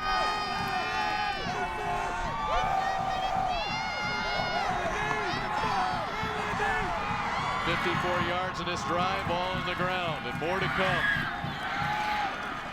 Webster just keep hammering up to the 21-yard line. We talked about it in our 3A game today with Stillman Valley, and the fatigue that a defense can have getting pounded on play after play after play. I don't know if we're at that stage yet with 3.5 to play in the third quarter. Well, and this is who they are. So as much as that Rochester runs the hurry-up offense that you can assume with tired defense, Geneseo staple is moving the football, running power football. I mean, they're combo blocking, they're double blocking, so it's not just one-on-one blocks in the line. These defensive tackles are getting hit by multiple Geneseo offenders. Singbush, he fumbles it inside the 10-yard line. Ray Singbush had burst through, but he'll give it away. The long drive comes to an end. Rochester holds the 8-0 lead with 3:03. They'll get the ball inside their 10. Take a look.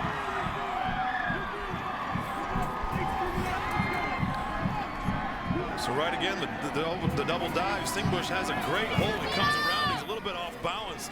It seemed like he was kind of stumbling while he was falling forward, so he didn't have the ability to put both hands on the ball. He was trying to balance himself out, and while trying to balance himself out, the Rochester defender came in and stripped the football. The Rockets to take over. And that ball's fumbled. But Burberry may have come right back to it. Rick Burberry on the recovery for Rochester. As we saw in the 1A game today, the 2 fumble returns by Tyler Oakley for Lena Winslow. Balls can take a good hop. Burberry, though, recognized it pretty quickly. He went right down on it. he got himself a first down out of it as well. That was Cooper Humphreys coming in, getting the hand on Berberay's ball and forcing the fumble.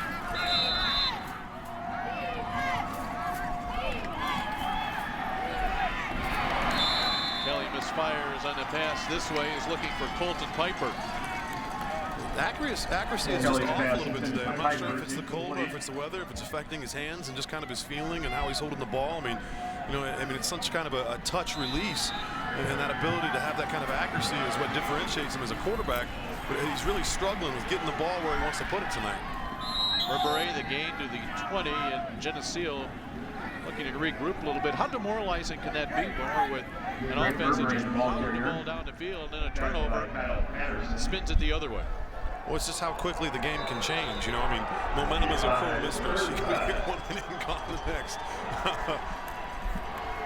Kelly again, ooh, that ball dangerously close to being picked by Cooper Humphreys. Boy, Humphreys is closing fast. Piper, though, will get the catch, the 25-yard line. And this pass was almost picked. I mean, right away he kind of shows it, and there's another Geneseo defender that comes through the lane there and almost had a chance to break on the ball. Remember, Craig had the coverage. It was Humphreys and nearly had the pick. Third down and a yard here from the 25. We're under 2 minutes to play the third quarter. Make that fourth down and a yard. Now what does Rochester do here? They're going for it. Kelly, the throw, the completion, the first down. Aggressive play call, but I mean, it shows the confidence that Leonard has in Robbie Kelly. I mean, you know, he's been struggling tonight with a little bit of accuracy, and then to have 4th and 1, you know, on your side of the field, on Geneseo's side of the field, and be able to make that throw and catch and completion for the first down. Berberay made the grab. Yardage to the outside to midfield.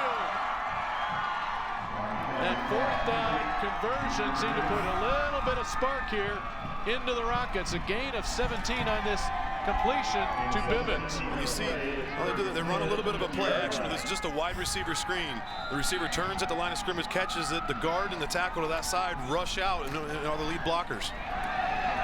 Berberay picks his holes for a 6-yard pickup. Oh, we had a turn of events here. The fumble by Singbush inside the 10-yard line, and then 4th and a yard deep in your own territory that Rochester converts, and now they're on the move. An 8-0 lead for your 3-time defending Class 4A state champions. Kelly, first down.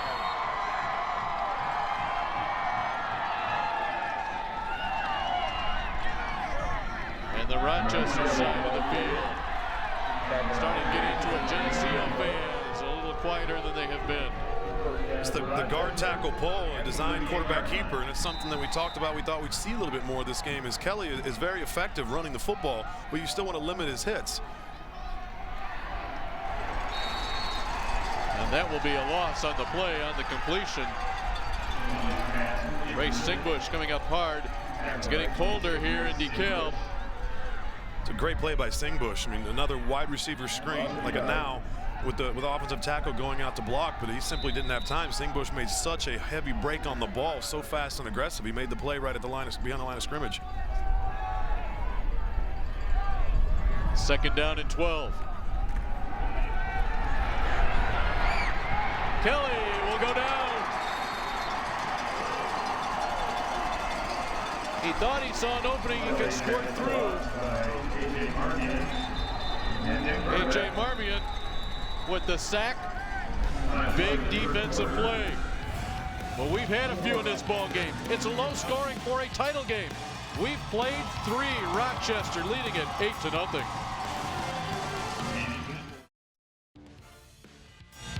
The IHSA Football Championships are proudly presented by Country Financial. Achieve financial security.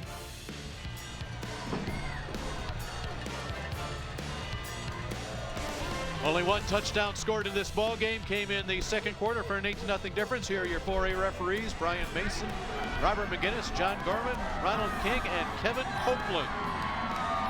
Working the final game here on a Friday evening. 4 games to follow tomorrow. Action begins at 10 a.m. Geneseo's played well against the spread through the playoffs. I mean, they played very well against Rockford Lutheran in the semifinals, which is also a spread team. They did a great job of some of the things they've done tonight, creating turnovers and getting some pressure on the quarterback, collapsing the pocket. 3rd and long. Kelly looking for 6. That's picked up.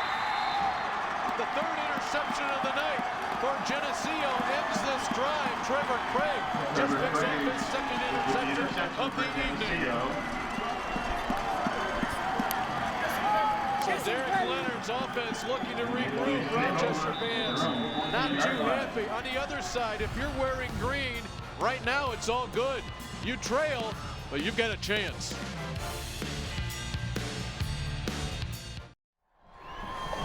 This was outstanding pass defense by Trevor Craig for Geneseo. He's slightly beat. He turns though, flips his hips, sprints down with the receiver, gets his head around and goes up for the interception. 2nd one of the game. Great pass coverage. And with it, the Maple Leafs will move the other direction. Big stick starts it. The stick by number 62, Audie Staten, a 3-year starter, 6'2", 252. This is what you need on defense after a big momentum swing. Rochester actually running a little bit of a stunt with their defensive line. The defensive tackle swings out and makes the big play. Last time Geneseo had the ball, they had it for over 4 minutes and 11 plays. But in that particular drive, they were setting themselves up with 2nd and short and 3rd and short. Right now it's 2nd and long. And longer. The defense coming alive this time. It's Eric Yankel, number 41 for the Rockets. They try to run the toss. He's trying to get outside right away, but Eric Yankel does a great job of not just contact and getting off the block, but forcing it upfield past the line of scrimmage. Right where the Maple Leafs did not want to be. 3rd down and 12. Opening couple minutes here of the 4th quarter.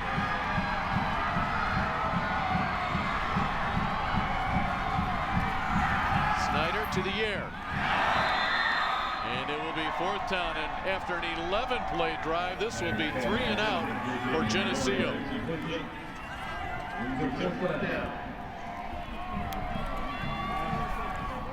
The wind will be at the back here of the punter, Kevin Woolen, but it will be good for Rochester.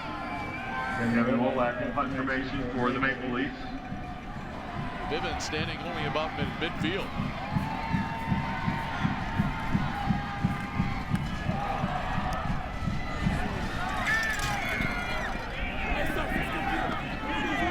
And Rochester will start in Geneseo territory.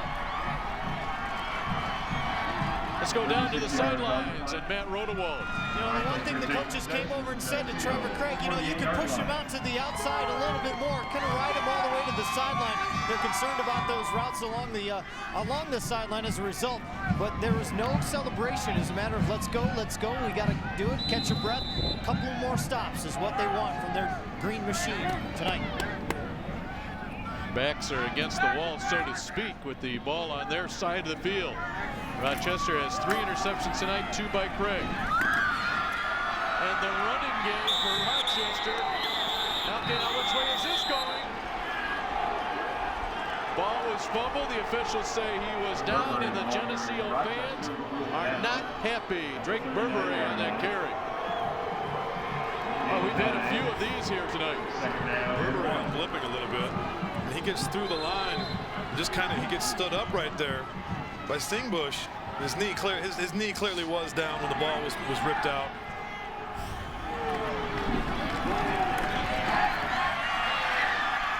Hard running quarterback Robbie Kelly, a 1st down. And there you see the will of a quarterback that really wants to win the game. I mean, they run it, they run the counter, they have a lead blocker, but notice how he comes through there, lowers his shoulders, doesn't just try to take the hit, he tries to initiate some contact, the way that you see out of great tailbacks. 1st down from the 30. Kelly keeps it for 5. For a 10-yard run on the previous play. Puts up 5 more. Tackled by 34, Ryan Pittress. Second down and 5. Boy, would a score here by Rochester be huge. Second down and 5. Their only score of the game came with 7:38 to play in the second quarter when Berberet scored on an 8-yard run and added a conversion run as well.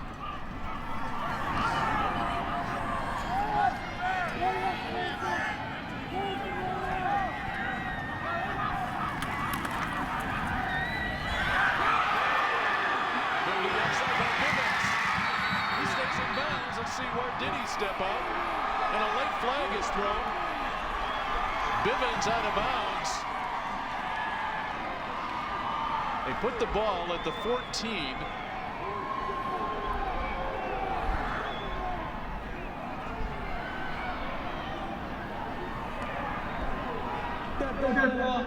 Personal foul.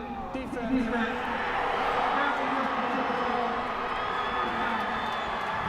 And that was when Bivens went out of bounds. Bivens coming right at you. Running the screen route again. Wide receiver turns, gets the ball right away. He's got 2 other wide receivers. They're in a trip set that start stock blocking. I didn't exactly see why the flag was called. It didn't appear to be a late hit. Yeah, Bivens, I think he thought he was out of bounds and then realized he was inbounds, kept dancing on the sidelines, and then took the hit. Nevertheless, first and goal from the 7-yard line. Kelly inside the 5. Robbie Kelly on the keeper. Well, when you have your quarterback that has been able to throw almost 3,000 yards, and he stands 6'2", 204, and he's having a tough night throwing the ball, they may just ride him right out here. Instead, Berberet to the end zone. 14-0 lead on a 3-yard touchdown run, his second of the day by Drake Berberet.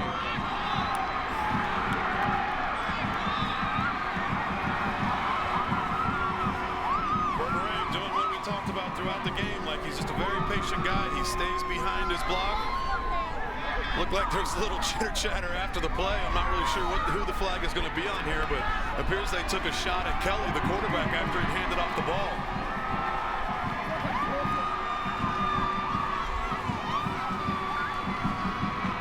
That is the case. We'll see if it is. The flag didn't come right away, though, after, you know, I seen him tackle Kelly, but then it looked like there was just a little chatter going on, and then the flag came out. So I'm not exactly sure what the penalty is, but most likely it's personal foul, some sort of dead ball. His last 3 yards for Drake Berberet puts him at exactly 100 yards rushing tonight. Now this will be interesting because penalty against Geneseo puts it at a 1.5-yard line. Dead ball, a sportsmanlike conduct on the defense. And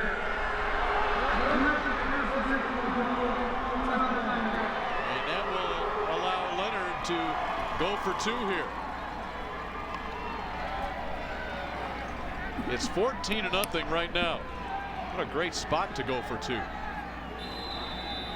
You get it and you force Geneseo into 2 scores with couple of 2-point conversions. If you don't, you still have the 2-touchdown lead.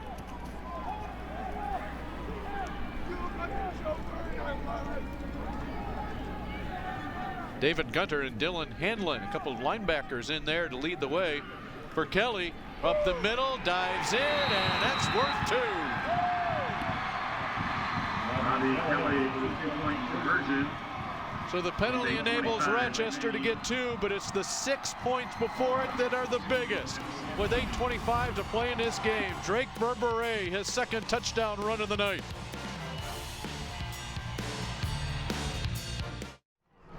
Second quarter touchdown, a fourth quarter touchdown, a couple of 2-point conversions, a 16-0 lead for Rochester over Geneseo as the Rockets looking to win their 4th consecutive state championship. You know, and for Derek Leonard, his dad's playing in a championship game tomorrow. Never of a father-son won state championships in the same year. There's Robbie Kelly. Short drive, 48 yards. Took a little under 2 minutes to play.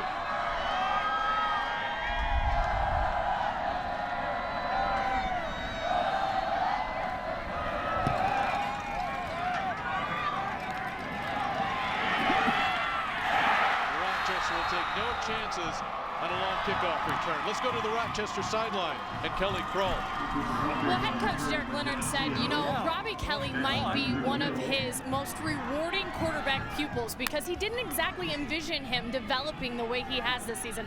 Now, it may not be his best game tonight, but we're seeing the things he's talking about when it comes to some of those intangibles, like being a really smart guy. You see him going to the run a little bit, and guys, he said it has been a very rewarding year coaching him. And he has had some great quarterbacks at Rochester. Luke Snyder, the quarterback for Geneseo, will scoot forward near the 40-yard line. You talk about some quarterbacks. How about Wes Lunt, Sean Robinson, Austin Green last year? All these Division I quarterbacks coming out of a Class 4A school. That's amazing. Oh, it's absolutely incredible. You know, I mean, and it's so unique as well, just the dynamics of Illinois State football, how, you know, in central Illinois, like the southern part of the state, they see so much more of the spread offense, where up in the north, a lot more of the Catholic schools and some of the larger programs run a lot more of the ground and pound, wishbone.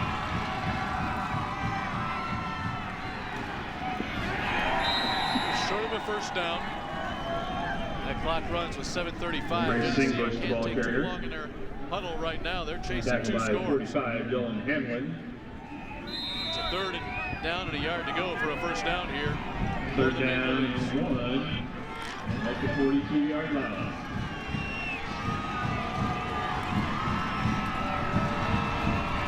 Definitely 4 down time now for Geneseo. They'll get the first down here.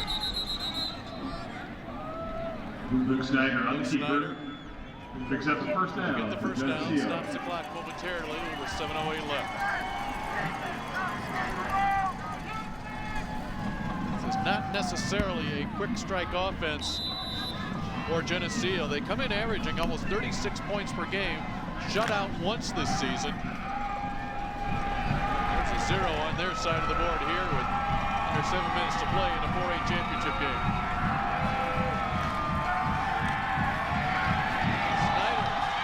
Downfield, nearly intercepted. It's an incomplete pass. The ball got picked up a little bit by the wind as Blake Thompson nearly had the pick. A little bit of trickery of play action. He rolls out a little bit. And that would have been an incredible interception. Blake Thompson does a great job of breaking on the football and trying to go up for it at its highest point. You know, they'll say that, you know, a wishbone offense is not geared for scoring fast, but then yet a lot of times late in the football game is where they really start to wear on a defense, and then missed tackles and missed assignments sometimes lead to big breaks and plays. They won't get one there as Snyder's brought down from behind. But Rochester does not appear to be fatigued at all, and they're still playing very responsible assignment and gap accountable football. The biggest thing to notice is how Geneseo has taken some more shots actually through the air than the normal game. But Rochester's always been there. Their keys have always been their focus, and there hasn't been an open receiver running downfield. Coming into this game, Geneseo had only attempted 65 passes this year. Snyder hit by Swain. He's got a man wide open. At the 25-20-foot race to the corner, inside the 5-yard line, completion to Drew Himmelman. They're not done yet after that 45-yard completion. And there it was. Capitalize on throwing the ball. A little bit of a play action with some crossers, but they find the backside tight end that's crossing across the field, and there's just simply no one there to defend him. Himmelman just runs out of a little bit of gas, but it's 1st and goal from the 2.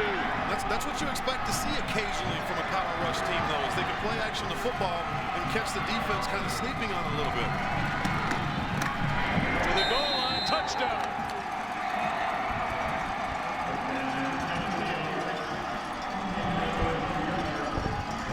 Touchdown run by Ray Singbush.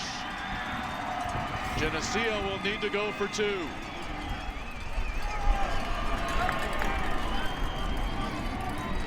They just do it so well. I mean, he's hit very hard. Rochester defender comes in, but they always fall forward. They're so good at on contact, falling forward with the ball. 7 plays, 67 yards, took 2 minutes and 41 seconds. He 16-6 game. And with this two-point conversion, everybody wants to make sure it's all good. Geneseo will take their second timeout. This is a tough physical football team. It's very unique. You see in football at any levels that you've ever noticed someone that kind of underestimates their roster. Normally you see people kind of add a couple inches or 20 or 30 pounds. And in Geneseo's case, they have a lot of examples of guys that look like they're a few inches shorter than they probably really are, and definitely a lot lighter. Well, whatever size, weight they are, they're looking for two right here. They need to get their two-point conversion to have a chance. And now you say you've got Singbush, you have Webster, you have Acre, you have Snyder. You've got 4 weapons you could go to here for 2 points. Which one would you hit? I mean, it's tough to call. I mean, Singbush has always been their guy. He's the go-to player. He's the one that's been there for them all year long. But, you know, there's different angles of this game and what they're going to do. I mean, it would be probably a good time for a little bit of play-action pass, or maybe even some sort of way to cross the runners and get them open in the flat.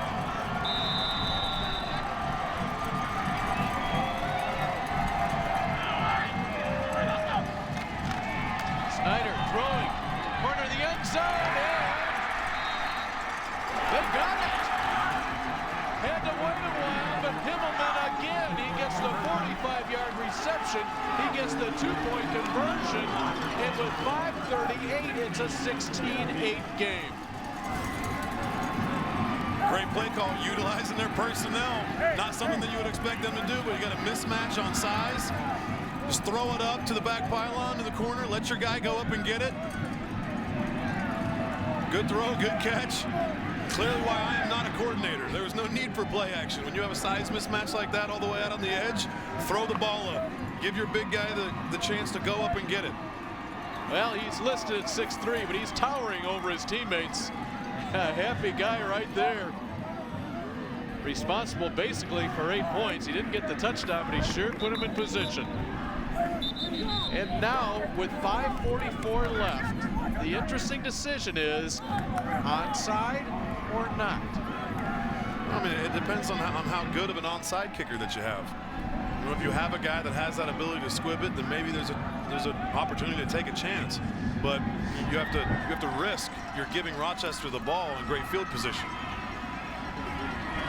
Kevin Woolley, the kicker for Geneseo.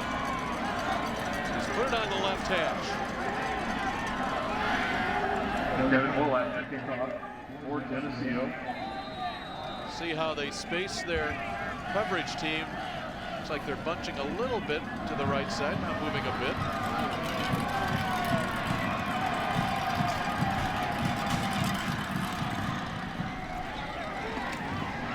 Just tried to punch it up, tried to find an open space, but Rochester had 10 men at about 15 yards of the 50-yard line. Rochester had their hands team on the field. They were prepared for any of the sort.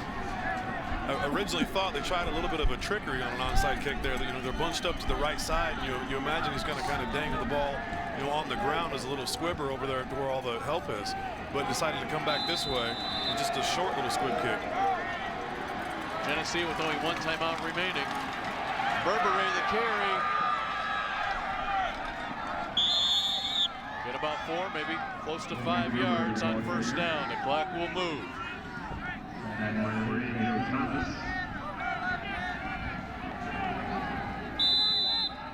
Still, the Rockets get to the line in a hurry. They're ready to go. 25 in the play clock, but they'll drain this one down a little bit here.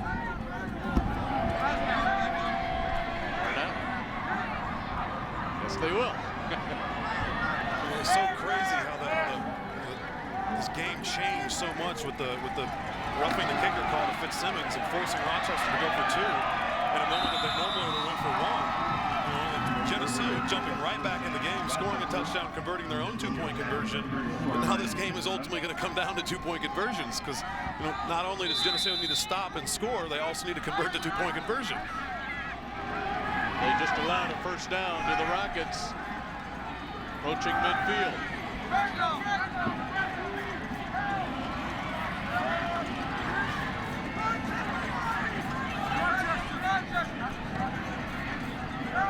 Kelly has thrown 3 interceptions tonight. He'll hang on to it all the way here. midfield.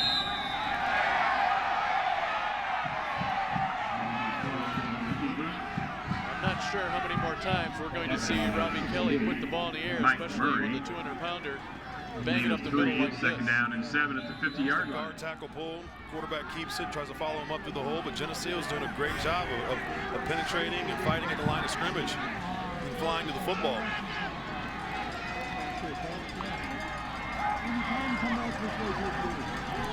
Derek Leonard said that this is one of the best defenses that they've faced in the last 4 years.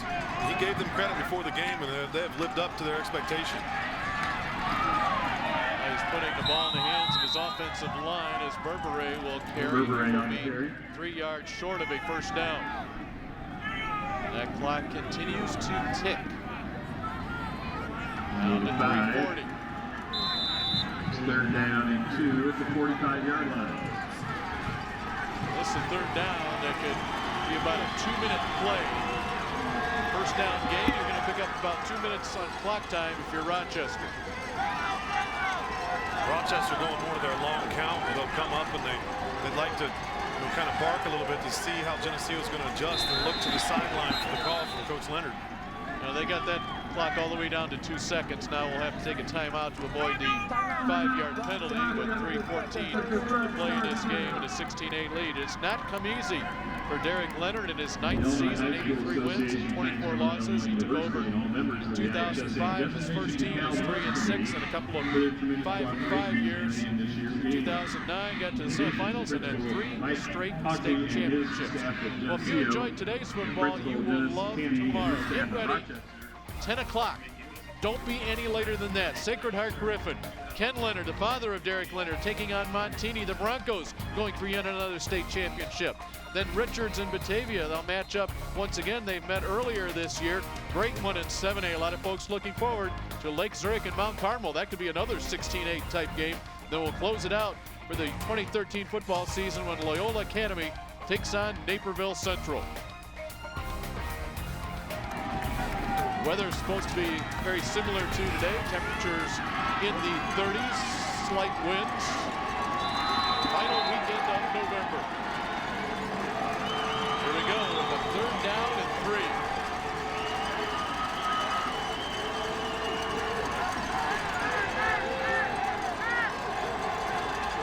Loading up here on the right side. Now, a penalty called against Rochester. Geneseo folks are happy. False start. Offense remains third down. A 3rd and 3 becomes a 3rd down and 8. And that's after a timeout. False start.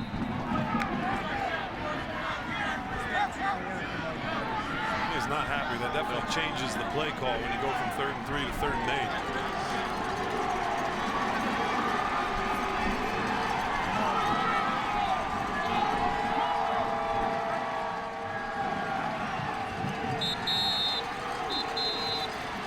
Now we will get another whistle, and Rochester will take another timeout.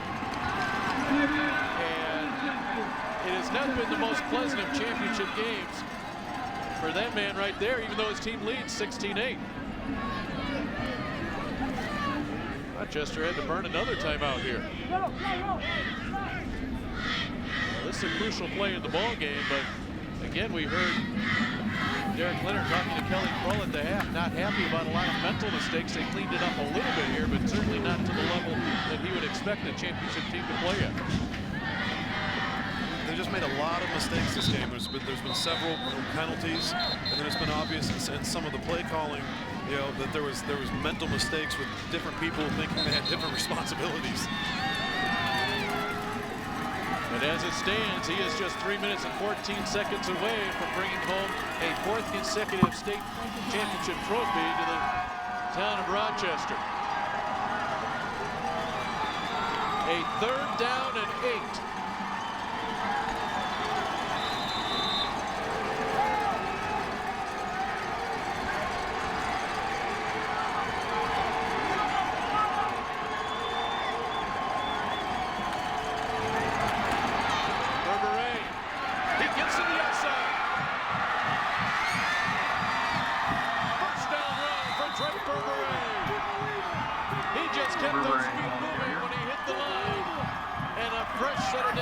Rochester after the 21-yard run. Such a patient runner. I mean, usually you do not want a running back who dances around in the backfield, but the way that he kind of attacks the line of scrimmage, who sees there's no way to go, bounces it out, but has such great vision of the field in order to bring it out that wide, get the first down. Geneseo can stop the clock one time by way of a timeout. Berberet has got his numbers up to 138 yards and a couple of touchdowns tonight. He will get it again. Takes a hit and the whistle's blown quickly, and that will allow us to tell you about our Burger King player of the game. And he's picking himself up the field right now, number 23, Drake Berberet. What has he done tonight? Well, he got the first touchdown of this game with that 8-yard touchdown run in the second quarter. He also had a 2-point conversion, and then here in the fourth, touchdown number 2 for Berberet. That made it 16-0 following the 2-point conversion. It's subsequently 16-8, but Drake Berberet, the Burger King player of the game. So effective at following his blockers and staying very, very close and just looking for his lane or his alley. Kelly will wrap both arms around the ball.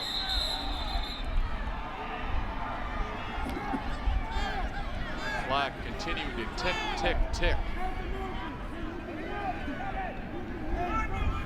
This ball will be snapped. It could be snapped. About a minute 13 to play in the game. Larry Johnson Jr. having to decide when to take that final timeout. 3rd and 5.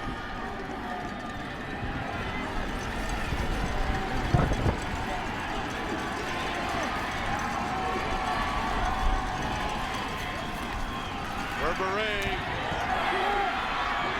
inside the 20-yard line. That is good for a first down. Berberet on the carry. And they are starting to celebrate on the Rochester side of the field. They've held their breath through nearly 4 quarters.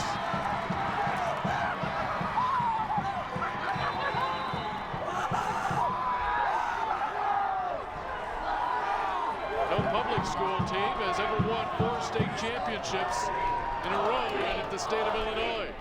Rochester is under a minute to play, and the four-peat signs on one side and the ejection on the other.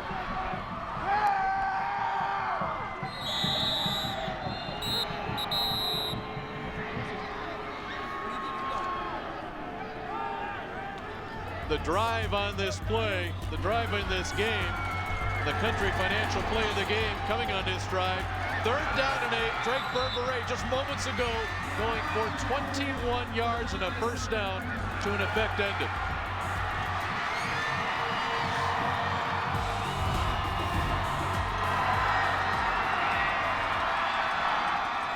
You see number 95 coming into the ball game.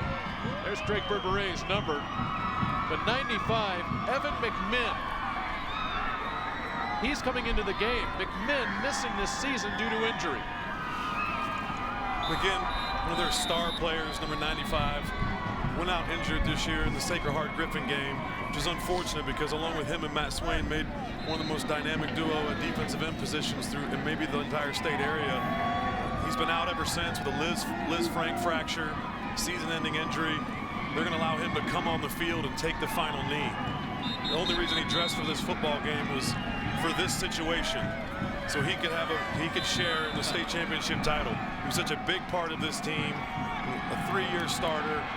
He's been a great player for the Rochester Rockets. They're giving him the honor of allowing him to come out and take a knee.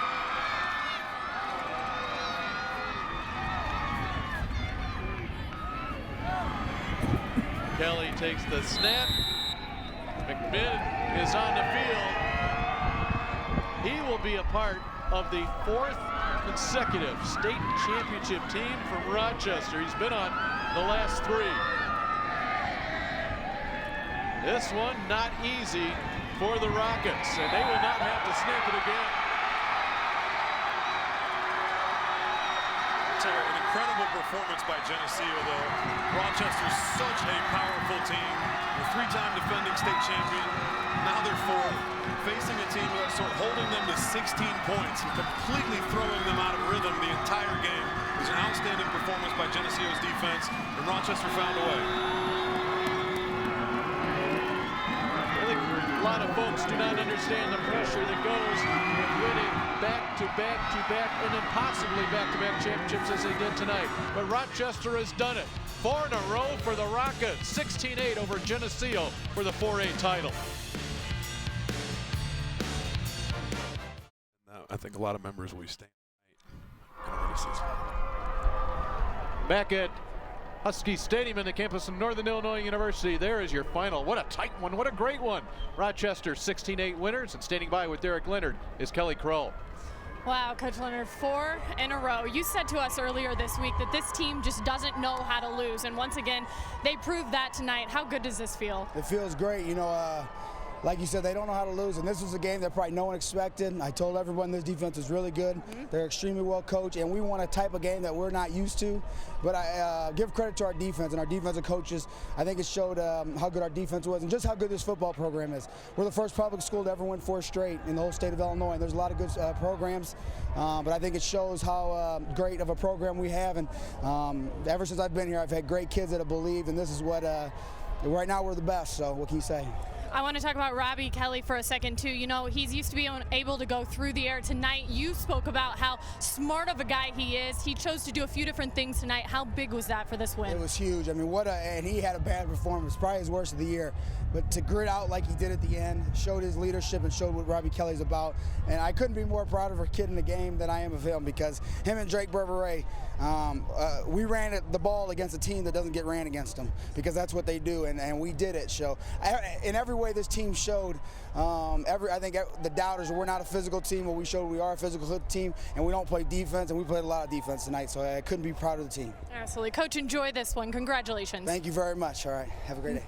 Matt, over to you guys. All right, Kelly, I'm with Drake Berberet, the senior running back, state champion again, after again, 4 years in a row. How difficult was this? I mean, it's not easy at all. I mean, it takes a lot of hard work in the off season, during the season, and we came out and we got the job done. How difficult was this? This is not the typical game that you guys have on a day-to-day basis. I mean, they came out and they were really physical, and I mean, we had to step up in the second half, and we came out and did it. What's the key just to sustain these drives? I mean, you guys are used to playing fast, and it wasn't going that way today. No, I mean, our defense did a great job. They got stops after a while. But our offense, finally, we came through and got some big plays. You're a state champion your entire career. What's that like? It feels great. I haven't lost in the playoffs yet. And you never will. Congratulations, Drake. All right, Dave. All right, thank you very much, Matt. And indeed, no losses. Rochester now has won their 20th straight playoff game. That is as impressive as 4 state titles. That's what it takes. But here's a team, and I think Derek Leonard said it over and over in that interview, Boomer, talked about program, and it's all about program. Yeah, I mean, they won in a way that they are not accustomed to winning, but they've really showed, you know, how good they are as a team, you know, across the board. I mean, they're considered an offensive program, but here today their defense showed up. You know, they're considered not that physical and more finesse. Anytime that you're branded with this spread or a West Coast type offense, you're branded as more of a finesse team, and here they went toe-to-toe with a powerhouse, you know, smash mouth, very physical football team in Geneseo, and held them to 8 points. Geneseo in a state championship game for the 10th time in their history. They have 4 state championships. The last time they were here, it was against Metamora in 2009. They were blown out that time by the Redbirds, but here they hung tough. They had it 8-0 at the half, and even when they were down 16-0, they battled back, cut it in half as the Menards Trophy presentation, the second place trophy, going to the Maple Leafs from Geneseo. So they will hold that trophy high. Rochester will get their 4th consecutive one, and I think we overlook a lot of times, as I mentioned right at the end of the ball game, the pressure that comes. You don't want to be that senior class at Rochester that did not win a state title. Of course, I mean, there's been so much success there that you know, the assumption and the precedent has been set as state championship. You know, not a conference title, not advancing into the playoffs, you know, not a quarter or a semifinal. You know, the expectation that Rochester is a state championship, and it's been set now for 4 years. Geneseo will and look back and say what a great year we had. Only a couple of losses. They play in a state title ball game. Rochester did not lose a game on the field this year. Their only loss came a forfeit loss to, ironically enough, Sacred Heart Griffin. So they end up with the 13-1 record. They'll get a chance to hoist that state trophy. Here is your Menards State Trophy presentation. Derek Leonard is making a familiar walk. This time it takes place at Northern Illinois University. Hugs all around for assistants on his staff. His brother is one of the assistants on his staff, and he loves that defense and how they came up big. And indeed, talk about a night of defense had to produce it. It had better been tonight. Yeah, they did an incredible job. I mean, in order to consistently play that assignment type football and prevent any big play from occurring, you know, in actuality, the only big play was a long pass play, you know, that was connected by the tight end crossing the field. But ultimately, it was just such a tremendous job, and the hats off to Geneseo. They did such a great job of holding Rochester to only 16 points. And a football goes to Derek Leonard, but it's that one. The Menards Trophy presentation goes to Rochester. They have won their 4th state title in a row in Class 4A, 16-8 over Geneseo. That wraps up day number 1 here in DeKalb. Make sure you join us beginning at 10 o'clock tomorrow morning. It's a beauty in 5A. Sacred Heart Griffin, Montini, it all comes your way. Compliments the Illinois High School Association.